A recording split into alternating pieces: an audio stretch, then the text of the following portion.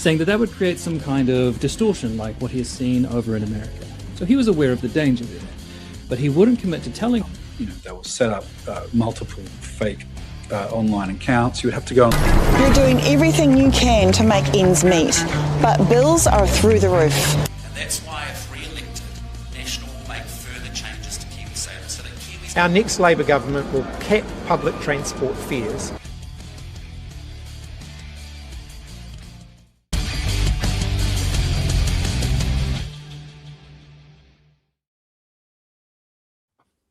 Hi, what do you guys think of the new titles? That was cool. I wasn't expecting that.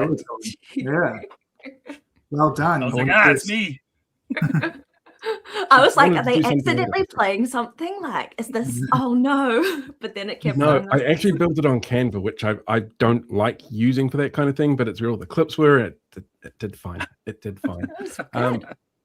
Because we have a guest waiting in the waiting room, and he's only here for a very limited amount of time. I'm going to bring Ricardo in now, and then we'll do the housekeeping stuff afterwards. So, yes. Good evening, Ricardo. How are you doing?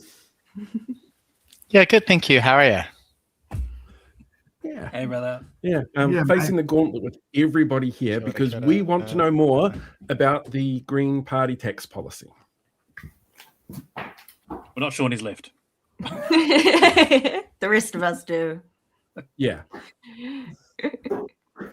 Sorry, guys. And I'm just having some technical issues. Okay, there we go. Real life tax glitcher. Everybody is having Kia ora. issues Thanks for tonight. having me. We blame National.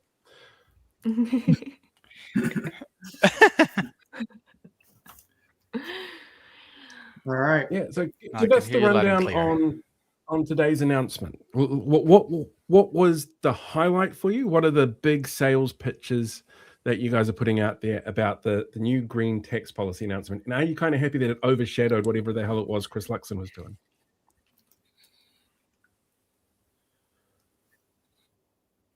Have we got Paul? Have we got Ricardo? I think we're still...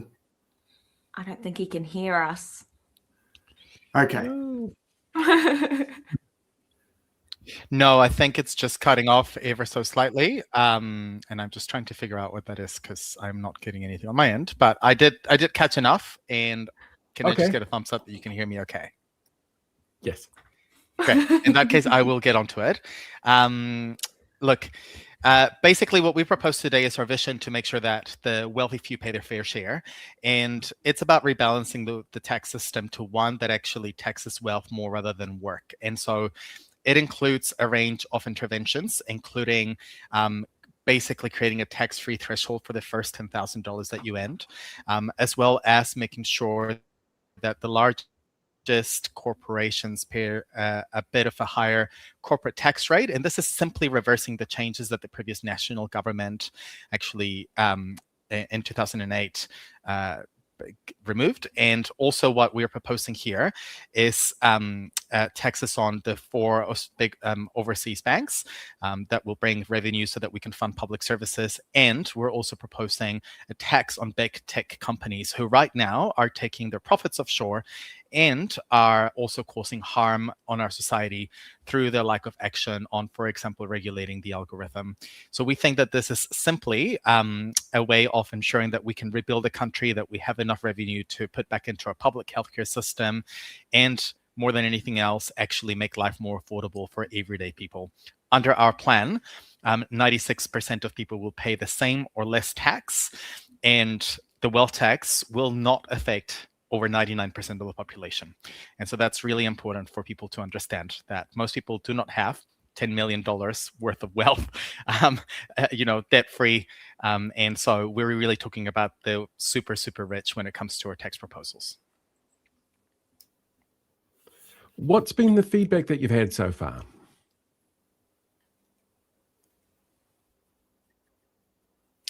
Yeah, look, I was phone banking earlier this afternoon and talking to voters across the Mount Albert and Auckland Central electorates. And the feedback has been quite positive. I think most people can understand that the wealthy few are not paying their fair share of tax right now. But more than anything, that right now the tax system is not fair. That if you're an everyday worker, you're actually paying far more tax than the likes of Peter Thiel and others who can get away with hiding their money in assets. And so the feedback has been positive. It's been good to be able to clarify, for example, where the family home is affected, which we've been able to make it clear to people that it isn't. And I think the key thing here will be for us to make it really clear to voters that if they want this to be part of the policy suite of a next government, that the only way to get that across the line is through a stronger Green Party come this election, so that we can have a stronger negotiating hand. Anybody else got questions? Jump on in. Yeah, so I feel like New Zealand is in something of a unique position compared to the rest of the world, and that we are the country that it seems, you mentioned Peter Thiel before, we're the country that seems to attract all these billionaires and tech entrepreneurs, basically using our country as one big underground bunker because they're all doomsday cultists. I feel like you mentioned something just now, hiding their money in assets, which they most certainly do. If you are part of that ultra wealthy in New Zealand, that top 4% who will find themselves paying higher tax, what would you say to them when they kind of scream foul about the mega rich who just hide all of their wealth and assets? Because like in terms of actual income they're netting, most of what they have is in those assets. What would you say to them?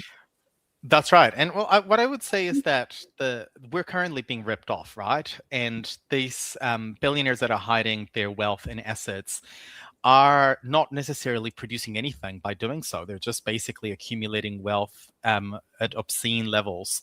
And what we are saying here is pretty simple. It's that the game's over, that we can have a different tax system that actually benefits most everyday people, while the billionaires may cry foul and may claim that they're going to be taking their wealth offshore. Well, surprise, you can't actually take expensive homes offshore, right?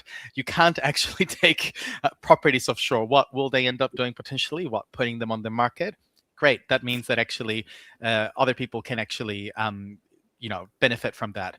And I think this is really important, that we've seen in other jurisdictions that have implemented these sort of taxes and progressive policies, is that the mega rich will continue crying foul whenever these policies are being proposed. And even, in Sorenamdani's New York, we've seen how the mega rich have organized really effectively to push back against policies that have now proven not just to be extremely popular, but that have actually led to an improvement in people's lives.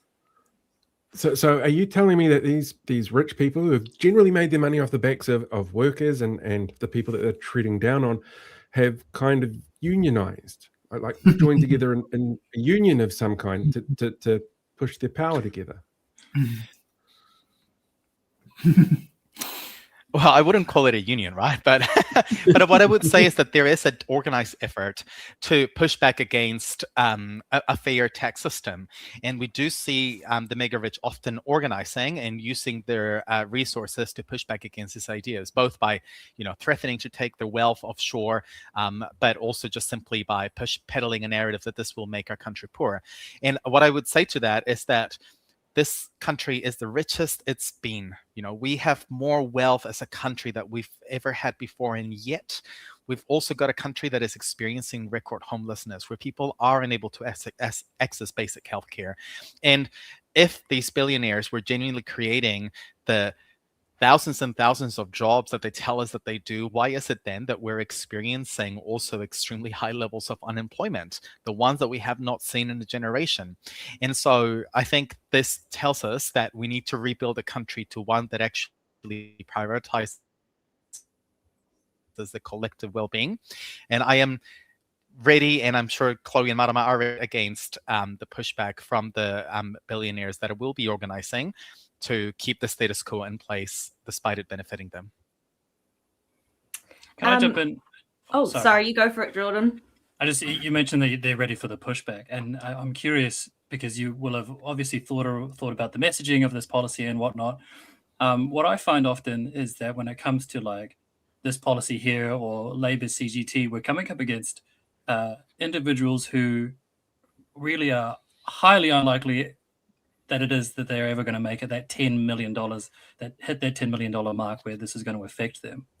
But why do you think it has been so, or why do you think it has been so effective, the messaging that it is going to affect them? There just seems to be a lot of people that don't understand that they are nowhere near that mark with this type of thing is going to affect them, yet they still push back as if they are a millionaire as well. Yeah, look, I think for us in the Greens, the work for us to do is actually less to convince people that a wealth tax is a good thing. I mean, polls have already shown us that.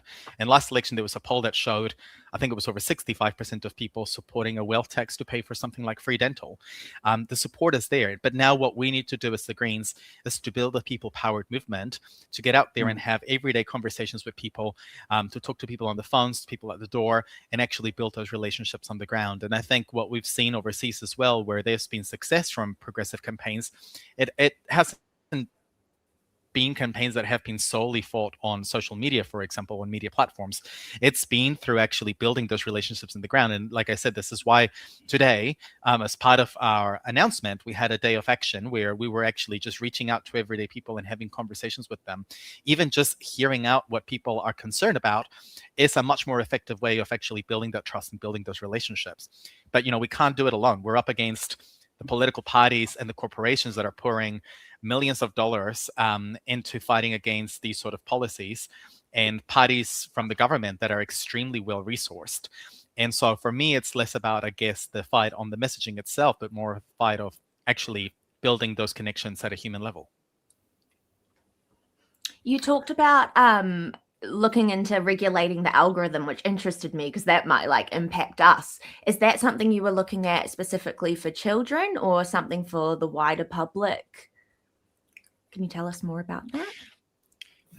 Yeah, I was referencing more the fact that, what I was mentioning is that big tech companies right now are causing harm. They're taking their profits offshore.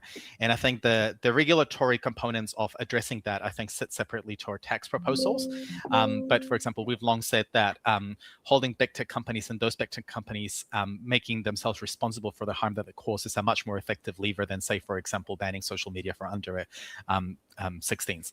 And so that's where we would be heading. But for us, what we've made it extremely clear is that big tech companies are part of the problem. They're companies that benefit massively from the status quo, and in many cases take the money offshore. And we think that if they're going to be raking in millions and millions of dollars, that they should actually be contributing to building a country where everybody can have good lives. But yeah, absolutely, in terms of regulating big tech companies, there's more work to be done that absolutely needs to be done as, beyond the conversation that I think hasn't been very helpful on just banning social media for young people, which I don't think is actually the solution that I think addresses the real problem here. You spoke before, Ricardo, about the popularity of the wealth tax and it being used in the last election to potentially pay for free dental care. I have found that across the board with the Green Party. It seems that when you go through all of your policy positions, they align very much so with the rank and file voter in this country. What do you, yet you guys are still a minor party, what do you attribute that to? If it was policy that won every election, you guys should have had the reins of power for decades by now. Because it's not policy itself alone that actually wins the election, right? It's actually those human connections. And we've seen how movements, and I know that I've quoted Zohran Mamdani's campaign before, but he started from a really small base with really low polling, yet extremely popular policies. But again, like the fight here is to actually build a people-powered movement, to build a mass base of volunteers that we can go out, door knock, phone bank, and actually connect to people at a human level. Often what I find when I'm out door knocking is that most people are busy going on with their lives and probably not thinking about policies and the election even to the degree that the five of us are here. And the opportunity that we have, though, is to make that connection, to actually make sure that people feel heard, that they feel validated, that they feel understood, and that we don't just simply brush them off because perhaps they don't fully agree with us. I often, when I talk to voters and I say that I'm a socialist, I actually often say that it is because I believe in the dignity of all people. And for me, I don't need to agree with every single other policy position a voter has. All I have to do is to seek that agreement that we see the dignity in each other. And I think we can only do that through having conversations, and we can only have those conversations by actually having enough volunteers on the ground. So for anyone listening who wants to change the government and is banging their heads about how popular policies don't result in higher polling, my invitation is to get involved in the campaign, because that's the only way that we can bring about change. You mentioned before, and you said that you outright refer to yourself as a socialist to voters. There was a time in this country where that would have been political suicide, yet here you are freely announcing it. And do you feel like it's less of a dirty word in perhaps a post-Bernie, post-Zora Mamdani era, at least among politicians? Potentially, but I think what people can see is that the status quo and the current economic system has not worked, or if anything, it's probably working as intended, which it has been to actually allow those very same mega corporates that we are proposing to tax more to rip us all off. And like I said, if the system was working as intended, us being the richest we've ever seen would have resulted in more people being housed, less people being homeless, and people accessing healthcare. And I think when we talk about ideas like socialism, like I said, it boils down to seeing the dignity in each other and the collective responsibility we have to each other. I don't think the fight to paint these words as some sort of scapegoat will continue working, because people can see that these are the very same players that want to keep the broken economic system as it is. But I think, at the end of the day, we won't win campaigns by just having these labels and wearing them proudly. We win the campaigns, like I said, by working with each other. And, I say this as somebody who, prior to being an MP, used to serve and organize with people who used to belong to the likes of Destiny Church. And I was proud to serve and work with people on the benefit and people who were in state housing who belonged to groups that were diametrically opposed to me. But, I was able to form those human connections on a daily basis in Auckland Action Against Poverty. And that taught me that that's the pathway, in my view. And I'm not, of course, claiming that it's going to happen overnight. We've got to build a huge movement, but that is ultimately the way to do it. Right. I know we've only got you for a couple more minutes, so I'm going to jump in here and ask you a couple of questions that have come through from the chat. This one from Gemini Queen Annika Sorensen wants to know what your thoughts are on National Compulsory KiwiSaver, which for some reason seems to have hit the headlines today. Yeah, look, this is something that we're going to be forming our position on shortly. But what I would say to it right now is that I think the challenge that I have with the current position from the National Party is that without addressing the reality that if you're a low-income worker and you're facing high rents and you're facing, for example, lack of access to healthcare, accessing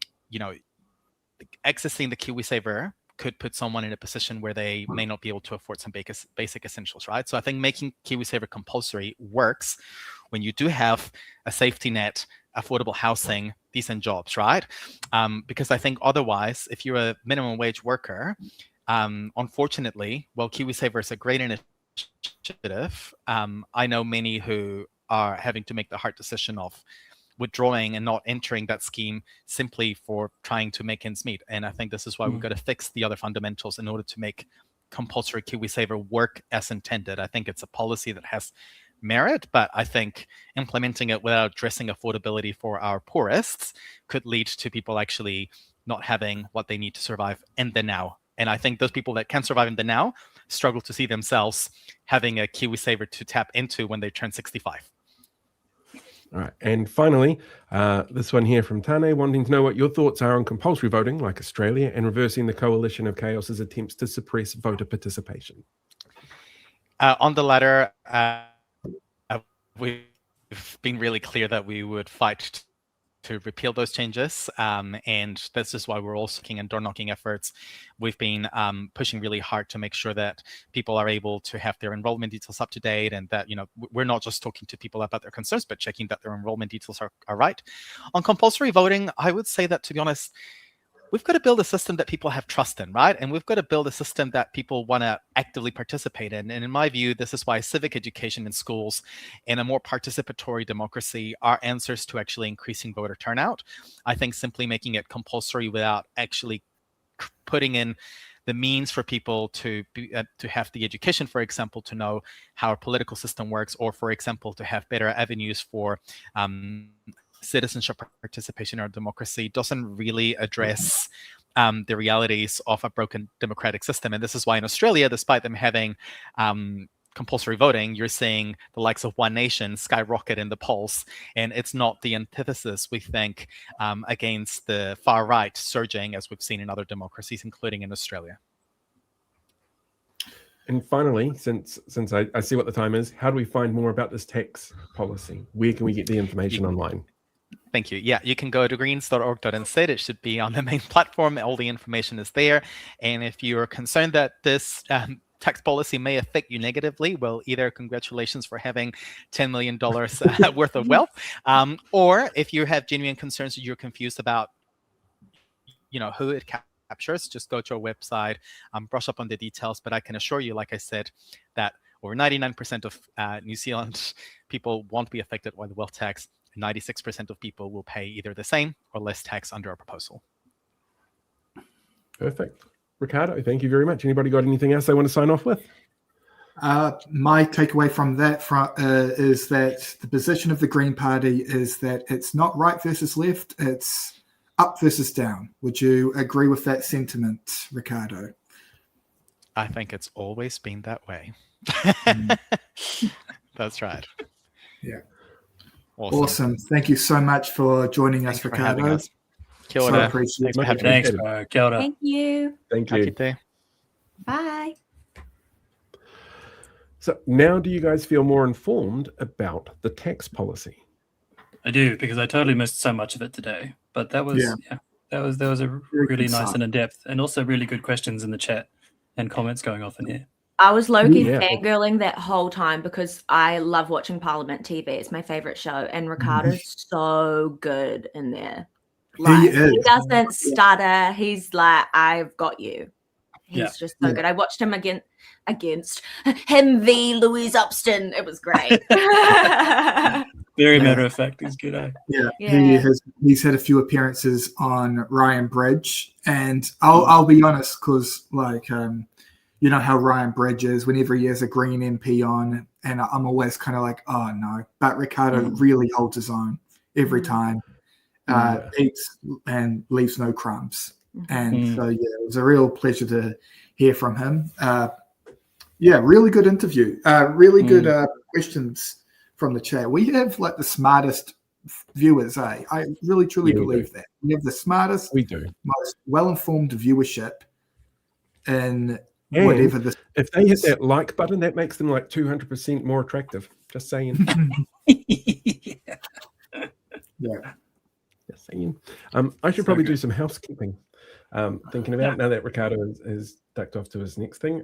So, of course, we are on the BHN network at the moment, and you can purchase BHN merch through BHN's shop.nz. You won't get it straight away because Pat's currently in Australia. So if you order something, expect a little bit of a delay, but it's not Christmas, so it should be fine. There's clearly a whole bunch of stuff. We need to ask them about how we get merch on here. I want my face drawn. Yeah. We need to get some collective merch on here, but there's obviously a whole bunch. Would you wear your own face? Yeah. 100%. I would. I'll wear Breeze. See, the main four get their pictures on there, but we haven't yet. Not yet. But there's plenty of options there. It's a great way of supporting independent media as well, and making sure that the funds are there to put on shows like this and BHN during the week. Of course, Partai with the Pollies and Dr. Gary Pienda's show and all the rest of it. So, if you get a chance, check out the store. But don't expect orders straight away because, Pat needs a holiday. I think we all need a holiday, actually. I'm really looking forward to November 8th. November 8th. Oh, man. It's really hard to think about it, eh? I hope we're partying. Did anybody catch the new national ad? It was their kind of big campaign ad that they just dropped today. Is that the less tax dancing one? No. No. So it was exceptional. It felt like it was just the social media gods just smiled on me today when they posted that ad. It was here you go, Sean. You're welcome. That's what it felt like. It was the typical kind of like Labour scaremongering kind of ram raid nonsense, relitigating the COVID stuff. But it wasn't that part that was like so like. If there was one criticism you would have of Christopher Luxon to like the normie voter, it would be that he is inauthentic, right? That maybe disingenuous, that he feels overly rehearsed. The opening shot of the commercial, I think they were trying to kind of be like, I don't know, like it kind of, MTV behind the scenes kind of energy where it's like, oh yeah, we're going to show him rehearsing his lines. They literally show like the one criticism, they thought it was a good idea to take the guy who the one criticism we have of them, but the main criticism we have of him is that he is overly rehearsed and disingenuous, and you open your commercial with showing him reading out lines. Like you could not have teed people like me up any better. I truly believe that that his social media team must just hate him. I actually genuinely think that sometimes. I'm sure they don't. I mean, they mustn't. Well, I don't know. Maybe they do. But they do make these choices every now and then. Yeah. They do make these choices every now and then. I'm like, do you not like them? I think that's the same with the scripting as well. Whenever like Erica has there was a thing that annoyed me ages ago. It was that I think they've kind of changed it, but I noticed that whenever it was Erica, Louise, or Nicola doing a piece to Cam, whoever wrote the script would write it in a way that their position was always that they were like clueless. Remember, like Erica's thing was like, what does an A even mean? What does an E even mean? And then Nicola's one is like, supermarkets, who cares about the big sign? But whenever they write a script for a male MP, it's more like, this is the knowledge that I know. Now you know it. They've kind of changed it recently, but they still wrote all of their female MPs really poorly in the scripting. Yeah, it's almost kind of like written by young Nats. Well, I'm not massively surprised, but yeah, it's frustrating. I don't even like Nicola and Erica, but they deserve to be written. They do have degrees. Like they are smart people. Yeah. He said begrudgingly, they are smart people. I didn't like saying it. They do have degrees. We have to give them credit. Erica is really good at playing the recorder. That's true.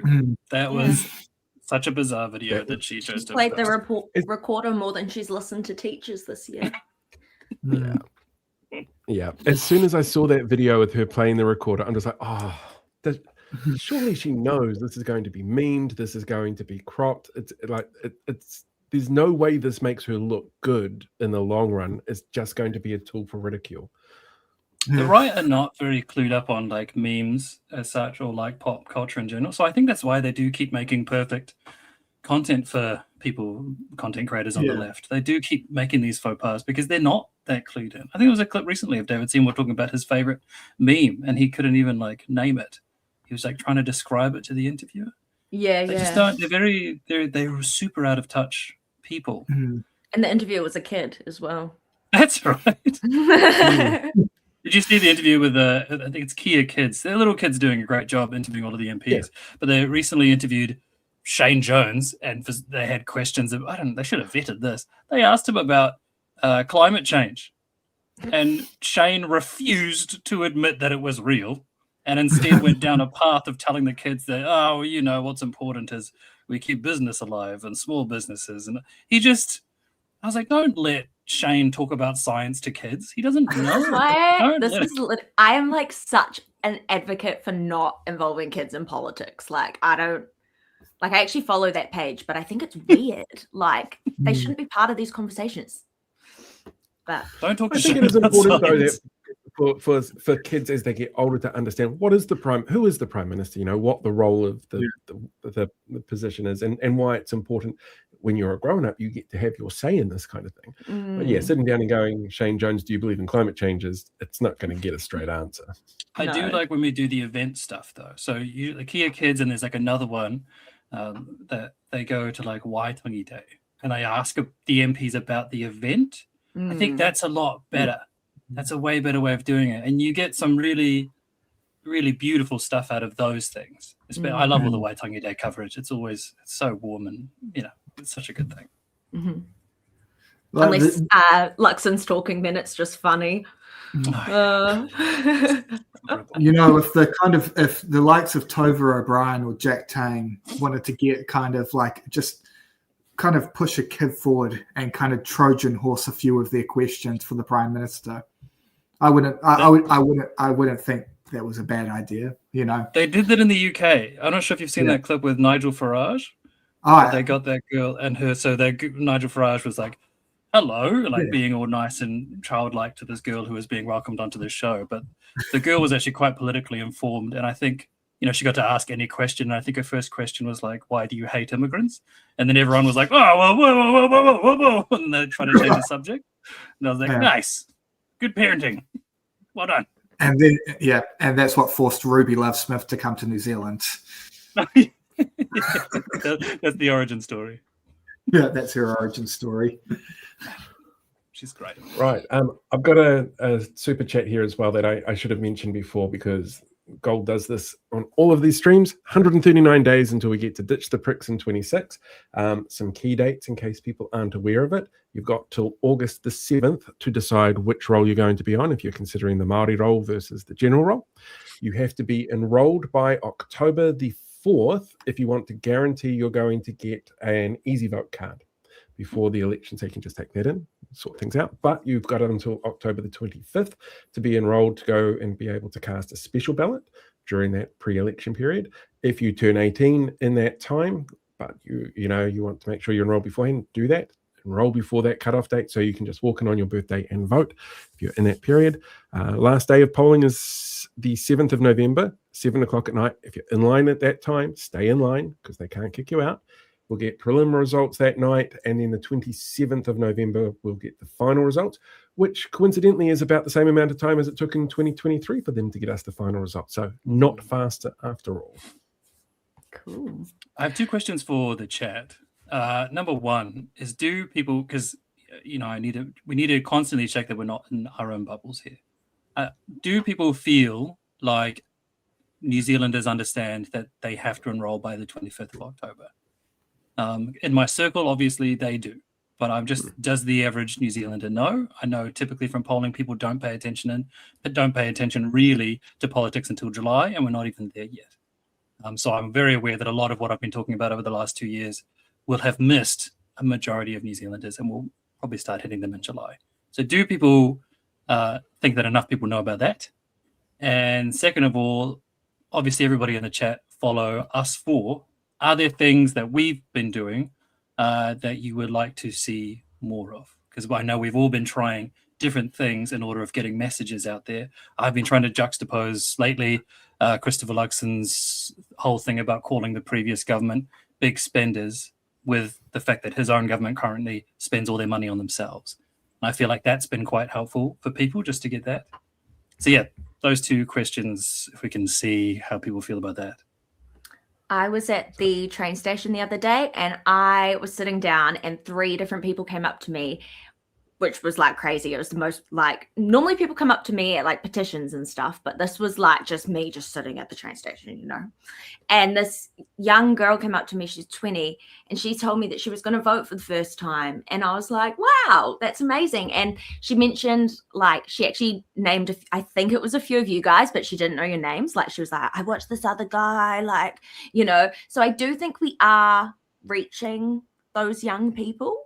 I think I'm just not sure if the specifics of things are getting through. Mm-hmm. They probably realize that something's changed, but what, Mm. Yeah. So I had a similar experience at the supermarket the other day. I didn't recognize him, but he was an old student, and he was in his late 20s, and it made me feel old. But he kind of just gave me a couple of kind of encouraging words, and I did.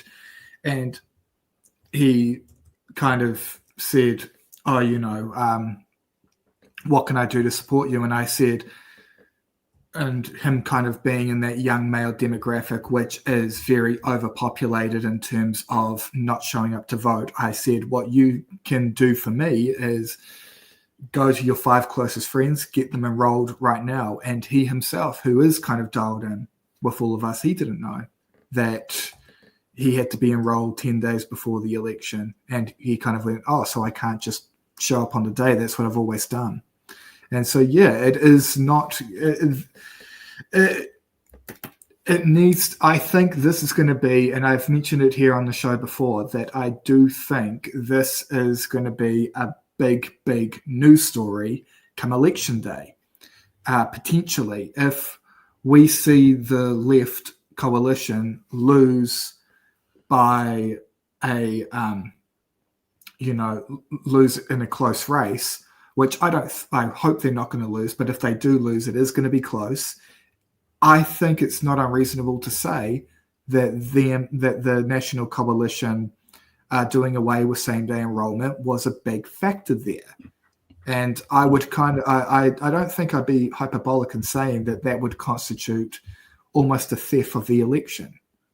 That's what I would kind of put out to people. So it's really, really important. Unless, I think we might have a national crisis. We could potentially have a national crisis come election day. So it's vitally important that we have very, very high voter turnout, guys. Yeah. So I'm running a poll here. If people want to vote in the poll, I learned about this on Thursday. Thursday when I was on BHN with Ems. I didn't even know we could do this. People just need to type the corresponding number into the chat, and that's how they vote on the poll. So super, super easy. We're getting some interesting comments come through on it as well. This one from Julian. We helped a guy enroll online yesterday at the Palmy Soup in the Square Greens event. We've held an enrollment. We're asking every young person about being enrolled and talking to them about why it's important. It's like legend. I've noticed a really good approach is, have you moved house? Because heaps of people have. Yeah. Everyone moves all the time. Yeah. Yeah. My 20-year-old daughter is enrolled and has all her friends enrolled ready to vote. As she is at uni studying politics, her friends all ask her for advice, so that makes it easier for her to get her friends involved. I had a question the other... Yeah, sorry, go ahead, Jordan. I just had a question the other day. Somebody asked me if their kid can vote their birthday. They turn 18... They turn 18 on the day of voting. And so they asked if their kid can enroll now. The answer is yes, you can enroll now, and then you will automatically be on the enrollment ready on voting day if you happen to be celebrating your birthday on the 7th. Perfect. We've got, God, I hope so. I do my best to inform or share on my feed, but there's a fine line to annoyance, and it went off when I shared on a community group. Overall, the outcome was good. People get so polarized on policy that they can't see the wood for the trees. Yeah. And there's still lots of people I encounter that are like, well, none of the parties are absolutely 100% perfect for what I want, so I feel like I don't want to vote. I've had those guys a lot. And it's like, mate, you just... Fucking hell, come on. Movements are so big. I meet so many different people within the Labour Party, and they are all we don't agree on everything. That's never the thing. It's that's not how... You're not meant to just agree on every single thing. That's not how a movement works. It's just that how you approach things and stuff is probably similar. I found that really interesting, accepting that. Yeah. I love this comment. My husband asks everyone he sees, even had voting papers sent to him so he could hand them out. Proactive. Oh, I want to do this. I love your husband. I have enrollment papers in my car. I was at a trade fair actually a couple of months ago, and they had the Electoral Commission there, just give me the enrollment thing. So I've always got something in my car. So if I'm at an event, if somebody asks, I can just hand it to them if they don't have access to the internet. One thing I thought about doing as legally as I can was stickers are so easy to print, and I was just like, why I'm sure we could get a QR code to the enrollment site and just put it on a bunch of stickers and then put a sticker when you're around in public. Surely that's fine. I have had this thought, and this is kind of me being shrewd politically. So they have basically outlawed, for lack of a better word, hangi at marae to kind of dissuade Māori voters from enrolling. Right. Okay, yeah. Mm. So I'm like, if there's any kind of politicians, anyone in the Greens or Labour who are willing to kind of get themselves in cuffs while getting people enrolled to vote using hangi marae as a means to get that done, you would get your face in the papers. And can they do hangi at like a house? Just, like if it's not at a marae, can they do it? Mm-hmm. Yeah, but then you don't get put in handcuffs. The whole point would be to kind of it would be such a legend. You would look like a legend. Like they're in handcuffs because you were serving hangi at marae. And also it would kind of paint how ridiculous this kind of law is. Mm. Yeah. Well, I'm glad that the algorithm is working for Robin. M56 and the algorithm only now recommended the channel. Which channel? This one? This one. I mean, we're going out on a whole bunch of channels, so who knows? Love the idea of a QR code sticker campaign, but people might also be wary of random QR codes. Yeah, it's true. One thing I would like to bring... our faces drawn, we could just put stickers of our faces, lead it to us, and then have something on all of our pages, like Jordan's cover photo. Could put it on a shirt. I'll wear it. From now until people can't enroll, I'll wear a shirt with a QR code that leads people to enrolling. I'll do it. We got to get people to do this. So we've got a super chat here from Exceldia as well. I think a big problem for you is your posts might be too long sometimes. Maybe some more concise post mix in. I think that's for me because my posts are getting really long. I thought that was for me. Oh, okay. Mine too, though. No, mine. I think it's either me or Paul that's the culprit, but I am notorious for my long posts. Yeah. Written ones? Oh, my written and my video ones. Definitely. There's just so much information to get out there. I just love all the detail. It's my special interest.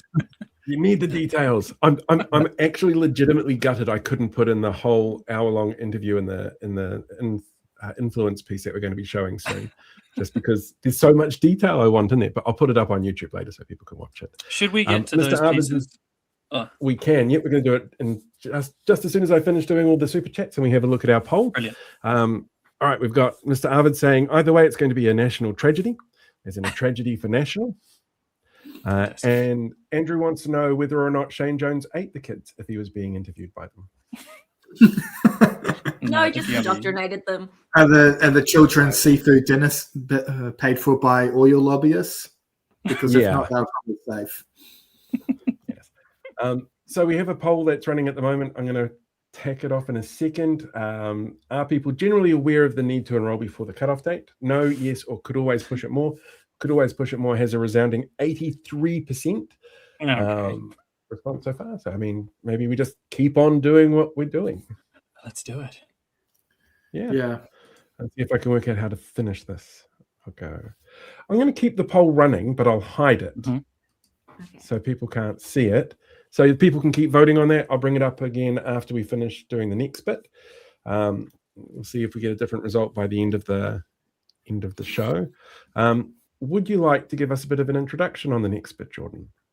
The next piece is something I've been thinking about for a while. It isn't directly regarding any of the policies that we've had out recently, because it's something that I wanted to address ages ago. But I'm just really curious about the fact that we have a very clear difference in campaigning in New Zealand, where the right-wing parties are going all out with AI-generated images and videos, whereas the left wing very firmly in the last election said they're absolutely not doing that for a fear of misleading people. They really wanted to make sure that New Zealanders knew that they were upfront and that they were authentic. And it has made quite a strange campaign overall this election, because we've never seen this before. Like, New Zealand has never seen a campaign that wasn't fairly equal on both sides in terms of the tools that they were using. So I just wanted to tackle my concerns about AI being used in politics. Cool. I'm going to get this up while people are watching this. If they've got questions, pop them into the chat and we'll jump in and deal with them afterwards. AI and democracy. Because a few years ago, AI was just a novelty. You'd ask it to draw you a cat riding a skateboard and it would give you a cat with 7 legs. Everyone would laugh. Very funny. Now it's helping shape political campaigns, create political advertising, influence public conversation, and apparently even help ministers form opinions. And that's where things start to get a little interesting. Back in 2023, Christopher Luxon was asked about AI-generated political content, and at the time, he said he was perfectly happy to use it in place of paid-for stock images. But he drew the line at using AI to create moving images or videos, saying that would create some kind of distortion like what he has seen over in America. So he was aware of the danger there, but he wouldn't commit to telling people when AI was being used by his party. The problem is that line didn't last very long. Fast forward to today, and AI-generated content has become increasingly common in the government party's political communications. Some of National's moving images have even been rapidly taken down after posting. What was once presented as a boundary has slowly become just another tool in their political toolbox. Now, before anyone says, who cares? It's just technology. Let's talk about why experts care. The issue isn't just fake videos, it's trust. Democracy only works when people can make informed decisions. And informed decisions require trustworthy information. Researchers around the world have warned that AI makes it dramatically easier to create convincing content that never actually happened. Not just deepfakes, but entire narratives built from synthetic images, voices, and videos. Studies have shown that misinformation becomes more effective when people are overwhelmed with information they can't easily verify. The danger isn't always that AI convinces you something false is true. Sometimes the danger is that it makes people stop trusting anything at all. Because if everything could be fake, eventually people stop checking. And a confused public is a much easier public to manipulate than an informed one. But here's one of the ironies nobody seems to be talking about. This government spends a lot of its time telling young people to just get a job. We've seen ministers talk about responsibility, work ethic, and getting people into employment. We've even seen AI-generated videos used in political messaging around welfare and young people. Yet at the same time, they're embracing technology that workers in creative industries warn reduces opportunities in the very sectors young people are trying to enter. This AI video from National Party didn't just take a few prompts in a computer, it took away a few jobs from the industry. From a director, a writer, sound operator, gaffer, 3 actors, a costume designer, artists that could have been paid individuals like the very young people National is depicting as being lazy. Animation, graphic design, illustration, visual effects, film production, photography, content creation. These are real careers. They're industries that employ real people. So we're in this bizarre situation where politicians are telling young people to just get a job while embracing the tools that reduce the availability of those very jobs, which to me shows especially a lack of respect for the arts and the people that work in it.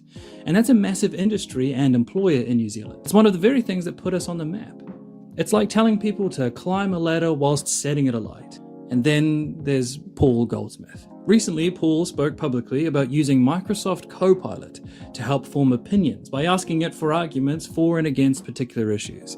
Now, to be clear, this isn't the same as letting AI make decisions for him, but it does raise an important question. Because throughout this term, we've repeatedly seen this government sidelining experts, reducing consultation time, and shutting particularly Māori voices out of decision-making processes on issues that directly affect Māori communities. We've seen criticism from educators, health professionals, treaty experts, researchers, community leaders, and we've seen repeated concerns from Māori organisations and iwi who say they're not being properly listened to before decisions are made. So think about what kind of message that sends New Zealand. Real people with real lived experiences, real experts with decades of knowledge, real communities who actually live with the consequences of these decisions. They're being told their voices don't need to be heard at the table, but a chatbot is. And that's where this becomes a democracy issue, because AI doesn't have lived experience. It doesn't have culture, it doesn't have whakapapa, it doesn't understand what it is like to grow up Māori, nor does it understand what it is like to grow up Pacifica.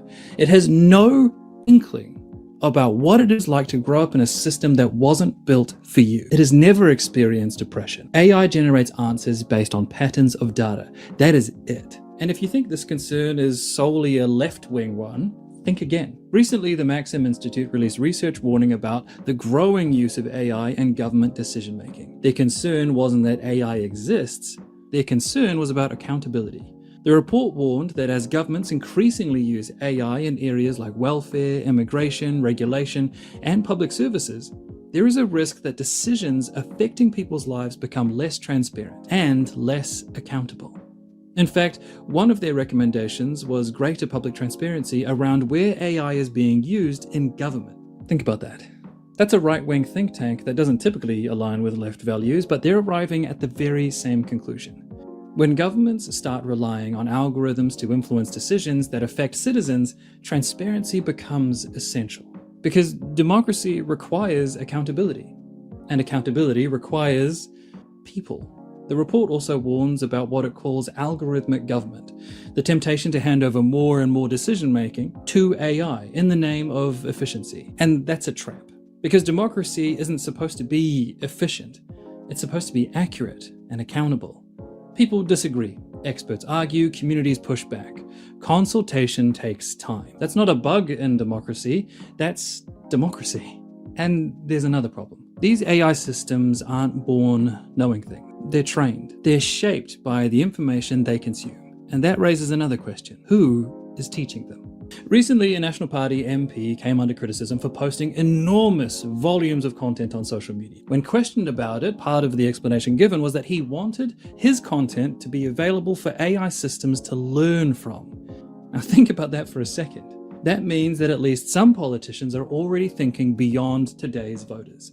They're thinking about tomorrow's algorithms. They're thinking about how information gets fed into the systems that millions of people increasingly use to answer questions, to do research, and form opinions, like Paul Goldsmith. And that should concern all of us, because AI doesn't emerge from a vacuum. It learns from the information environment we create around it. If politicians can deliberately flood that environment with political messaging, they're not just trying to influence people anymore, they're trying to influence the tools people use to understand the world. And when you combine that with another well-documented problem in AI, things get even messier. Researchers have identified something called sycophancy in large language models. That's the tendency for AI systems to mirror, reinforce, or validate the assumptions of the person asking the question. In plain English, AI often wants to be helpful. And sometimes being helpful means telling you what you already want to hear. So imagine a politician asking questions that already contain their own assumptions.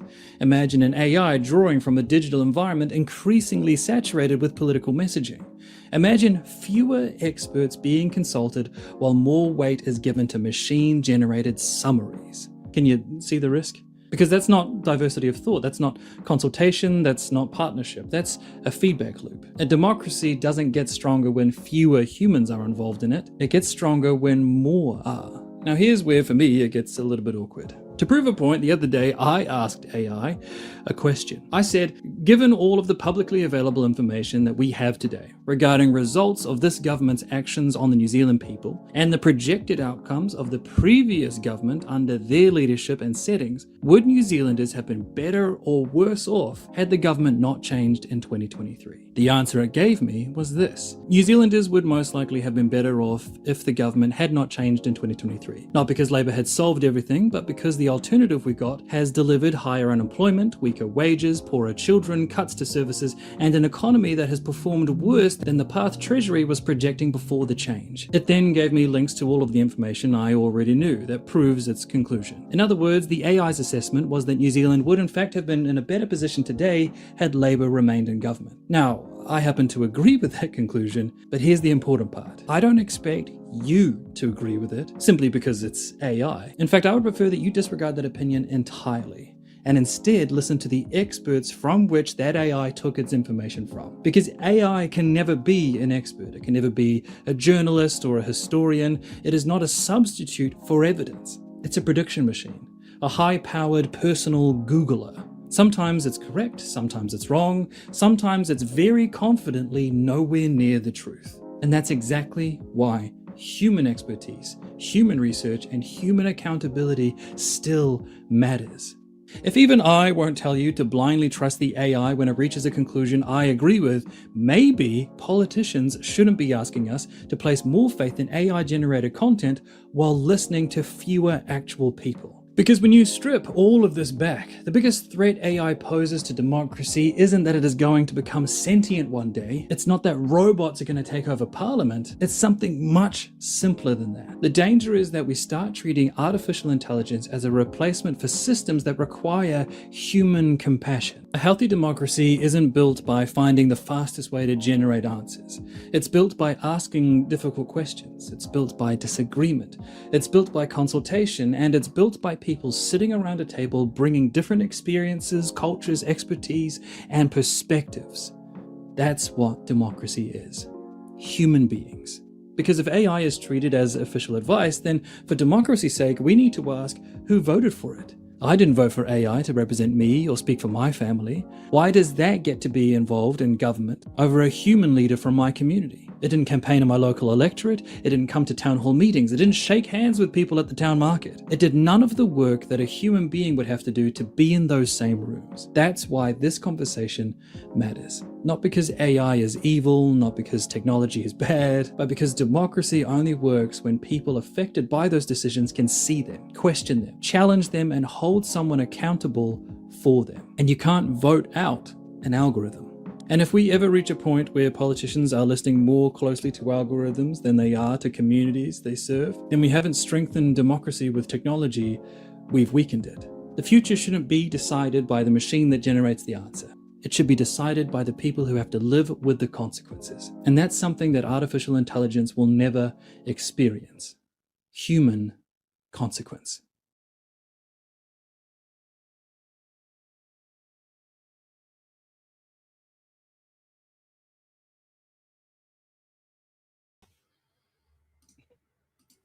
Just trying to add everyone back to the stage now, pressing all the buttons. That Good was job, brilliant. Jordan. Thanks, mate. It's That pretty was cool. horrible, scary research to do, and there's actually like so much that I didn't add in there. But it is something. One thing I didn't put in there is that one of the reasons I wanted to put that together is because it is frustrating to me that it hasn't been made a bigger deal that in 2023, Luxon and all of the right-wing parties used AI-generated images of like happy Samoans in a kitchen, happy Filipino nurses because they couldn't get actual ethnic people to support their stupid policies. They did all these things. Then they were pulled up for it, right? Then Luxon went on TV and he said, look, obviously we want to be responsible for AI and we're only going to use it for stock images and we will not make videos and we will not depict real people.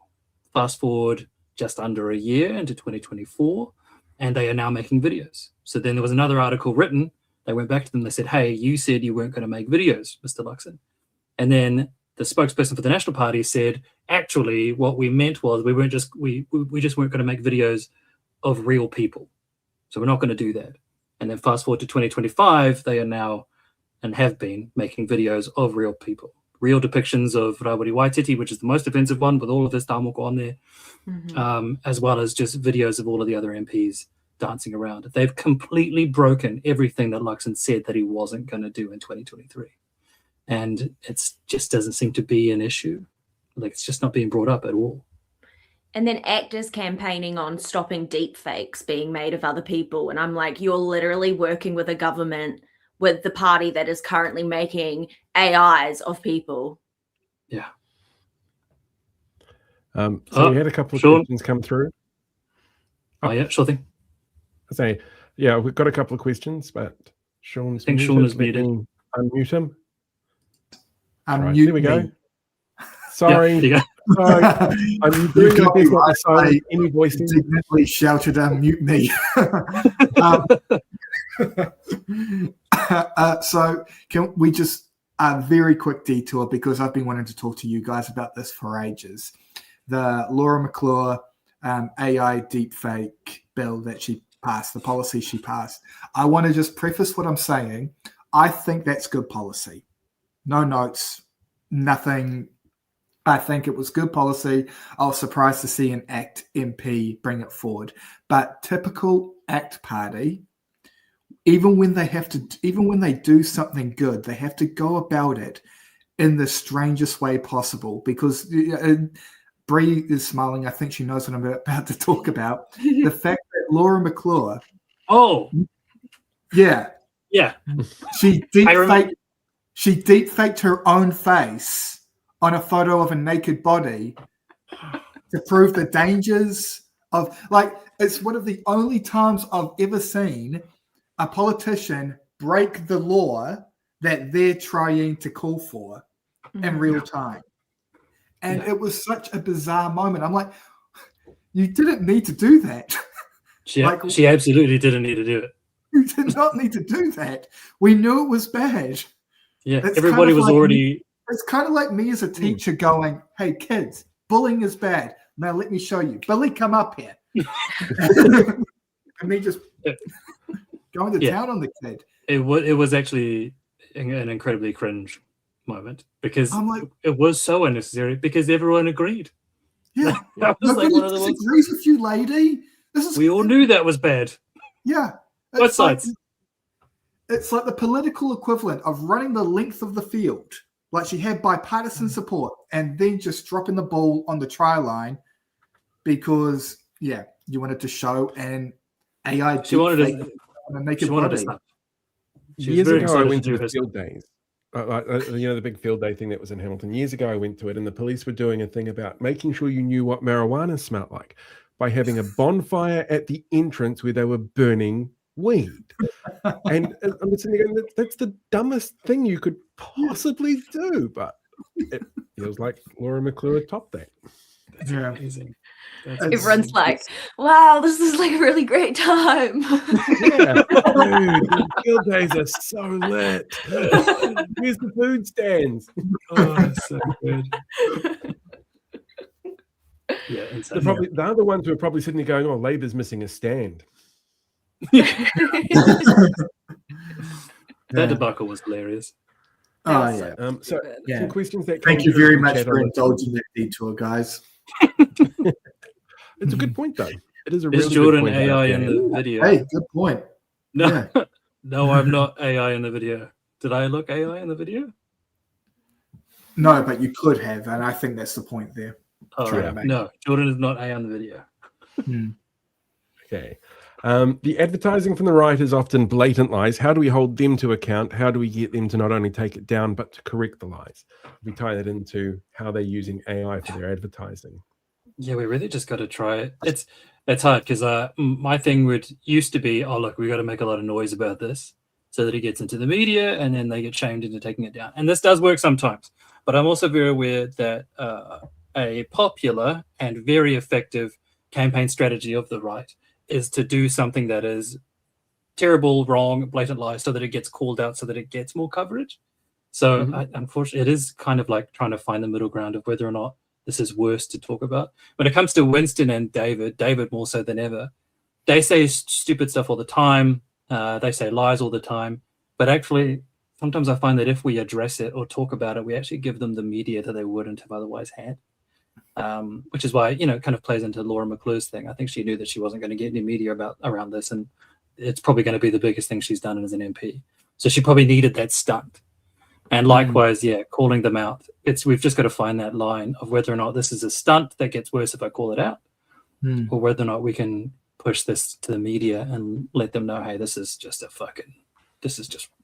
lie. This is kind of the problem with New Zealand's democracy is like we use a Westminster system, but we don't have an upper house. And so there isn't really anyone you can complain to. And anyone who's complained to the ombudsman knows it's freaking useless. And it can take a really long time. Like I'm still waiting on OIAs that I've sent months ago, And even so I'm finding I'll get all these OIAs. It proves things that I would consider corruption. And I have all this information, all these testimonies. I have 1,000 signatures behind me. But then what? Like, I just feel like we're missing that accountability mechanism. It is strange that the people in charge are in charge of regulating themselves. Yeah. That has always been a strange thing to me. Like ever since I was like a little kid, when I figured that out, I was like, "What? Mm-hmm. That doesn't make any sense." I always just demand statements from people. I'm like, answer this question. I'm not going to let it go. That's what we got to be. All right, another one here wanting to know, do we have any laws about how accurate or truthful caption ads have to be? Caption ads? What am I missing here? I'm guessing these are ads that are just like, Yeah. you know, What like I National like to do their 85% drop in RAM rate. Oh yeah, that was incorrect, wasn't it? Yeah. Yeah, probably. No, and the person to complain to would probably be Parliamentary Services. this is what I mean, is that it's like something happens and then it's like they regulate themselves a lot of the time. And then, Parliamentary Services won't really chase that so much. Yeah. But we should still point these things out. I think one thing that'll be really useful, somebody messaged me today saying, why are you pushing submissions? They're pointless. The government will just ignore us. That's a stupid attitude. And I'm going to try to be nice to people that are feeling disenfranchised that way, because I totally get it. Yes, the government can ignore us when we do these things. Yes, the government can just continue to do stuff when we point them out. Yes, the government can ignore submissions. But if we do these things, if we make enough noise, they don't just take effect now. They aren't just important now, but they are important in the future. Future campaigns, in 10 years' time even. All of these MPs right now, I feel, because of Christopher Luxon, have all basically tarred themselves. I do not see Nicola as having a role or job after this in Parliament. I don't see many of these things having this. Like she actually, correct me if I'm wrong, but there's really no path for her after this election. If the election were held tomorrow, even if National managed to scrape out a victory, they're not going to retain any of their list seats. Well, Nicola's a list MP, so bye Nicola. And they know it. Yeah. These people are definitely out of there. And one thing we can do to make sure that happens is we can make these submissions so that in the future we can be like, hold on, why do you want us to trust you when you ignored a 90% opposition vote to the Regulatory Standards Bill, a 95% opposition vote to the Treaty Principles Bill? You guys push forward with these things anyway. So if we make this noise, if we make enough of a movement, it'll be remembered in the future. And I like to think I like to think we're just ruining their CV as well. Like when their employers are looking them up and they look up Erica Stanford and they just see me being like, she's ruining our country. Like, you're not getting hired, babe. Yeah. They're going to go, this girl's Luxon, drama. It's not like Luxon needs a job after this, but I can't imagine anyone really, because it's like everyone's going to be like, isn't that the bald guy that got booed at the netball? Isn't that the guy that like took women's pay? Isn't that the guy that did like weird TikTok stuff during his election process in 2023? Like he's actually, do you know what's really, and it's funny that like for a lot of kind of people who aren't dialed in, for what I heard from one guy at work was, he's the guy who lied about watching State of Origin as a kid. That was, and by the way, that's actually a bigger, like as somebody who, grew up watching League, and I know you're a rugby fan, Jordan. That actually is, that's actually more of a biggie than you might think. I met someone as well, and that was the thing they caught on to. That was the thing they remembered. Oh no, I think it was like he watched Crusaders as a boy. Yeah, it was the Crusaders one where he said, "Oh yeah, I used to watch Crusaders as a boy," and I was like, "There were no Crusaders when you were a boy." No, you were 26 when the Crusaders. You were 26 years old. Staying up to State of Origin. His track record of supporting teams that failed, maybe he was just getting in early. Yeah, that is 5 for 5. That's 5 times he supported a team and they've lost. Like it's crazy so that much when he was out there going, "Yeah, go the Chiefs." Like, fuck, that's who I wanted to have one. The day that he says up the Wars, like he's just gonna, his name will be mud out here. But it's weird that it happened twice. Like I like it's strange. It's very strange for a politician to make a faux pas of that nature twice. It happened with Crusaders, and then it happened again with the State of Origin, and like exact same lie called out and found out in the exact same way just by looking at the first broadcast of the original. It's weird that it happened twice. I don't know. He is just a salesman. Like he just says what sells in the moment so that you buy the soap and then walk over to the next store. Because remember, he was a soap salesman and he is a very good salesman. I've watched some of his earlier stuff and you're like, yeah, fantastic talker. When I did marketing, this is what I was taught to do as well. You basically ask the questions and answer them for the person. You don't really let them have any independent thought. You just keep rambling on. This is the word salad that people keep pointing out. And then recently I saw him at field days and he just he did a big old spiel off the cuff about how brilliant our beef is, how brilliant our farmers are, how brilliant our grass is. All of these things are unsubstantiated, but he says them with so much confidence that you're like, oh yeah, you're a salesman. And Layman Calf Day, he does the same thing. He shines when it comes to those kinds of things. But unfortunately in politics, unlike a car yard, everything is recorded and we get to watch it back later on and see that you are an absolute bullshitter. Yeah. I will link this in the comments, but I read an OIA yesterday about Luxon's response to the to America, to the USA, and how he wanted to show more overt support from New Zealand to America. And it was kind of put in the news as if it was his office. But from what I read in the OIA, and I'll post it in the comments, his advisors seem to refer to it as being Luxon specifically wanting us to be more overtly USA supportive. And if you read like the way the advisors are talking about him, it's so clear that they know that he doesn't know what he's talking about. And it's very like, make sure he has these talking points, like it needs to be clear, the legalities haven't been ruled out yet, like make sure, like, and it's just like a list of the most basic things, like we don't condone wars, we don't like it's insane. I'll find it and send it. That's why they send him away whenever there's a big bill in the House that they know that he can't talk on. That's also why he's not appearing. It's also why he doesn't have a portfolio, does he? No. He doesn't have a portfolio, which means that he's not at scrutiny week. We can't hold him to account on anything there. Because we can on November 7th.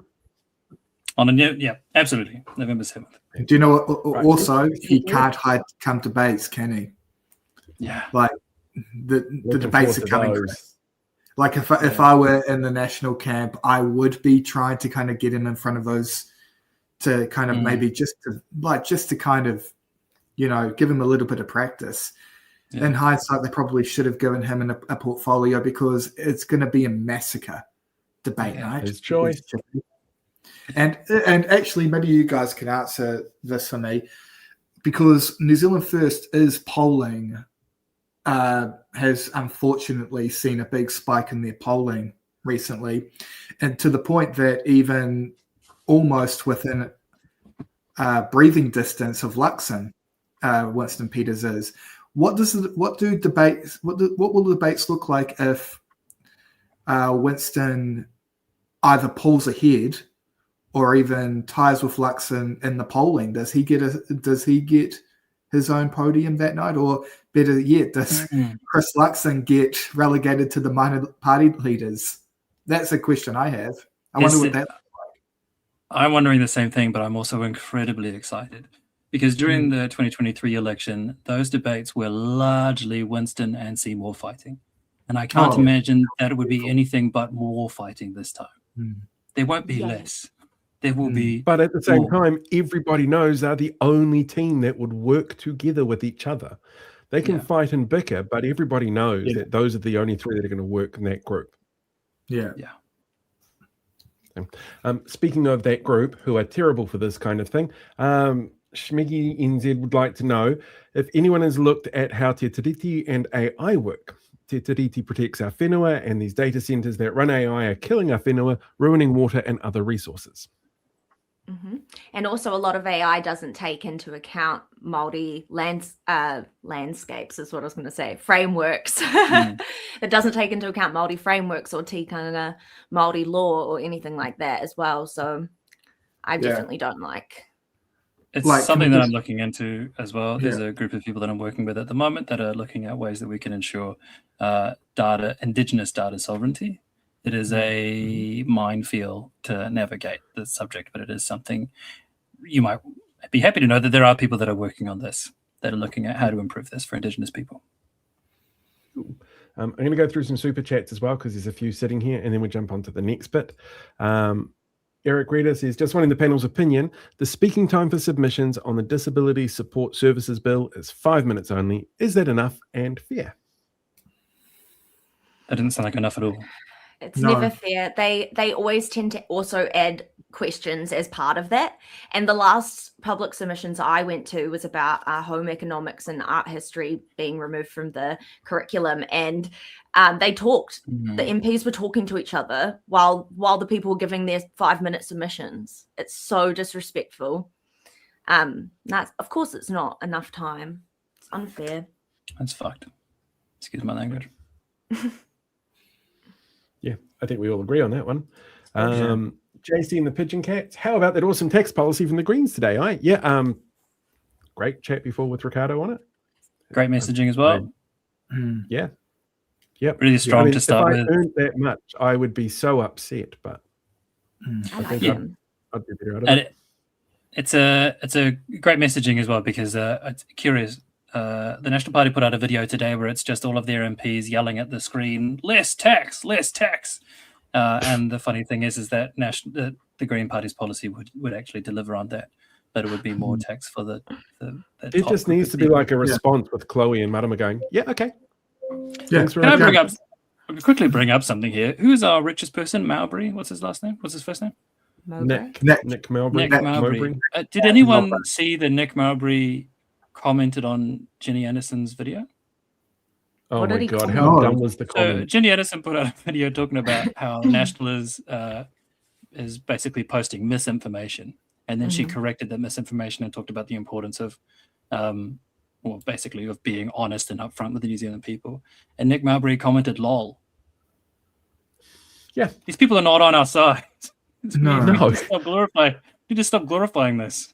These guys, and all these articles about him and making him He like doesn't a really even nice live guy. here. He doesn't even go here. What is it? You don't even go to the school. Yeah, brilliant. But like, he triggers me. He does. He really, like, I have Mowbray derangement syndrome. I do, and you know what? I'm going to apologize in advance because the Mowbrays get a mention in the piece that I've made. Oh, I'm sorry. shut up then. Yeah, I'm sorry. Yeah, it's not in a good way. They're not. They don't didn't know you were a do fan. well out of it. But I'm sorry. I don't want to get rid of it.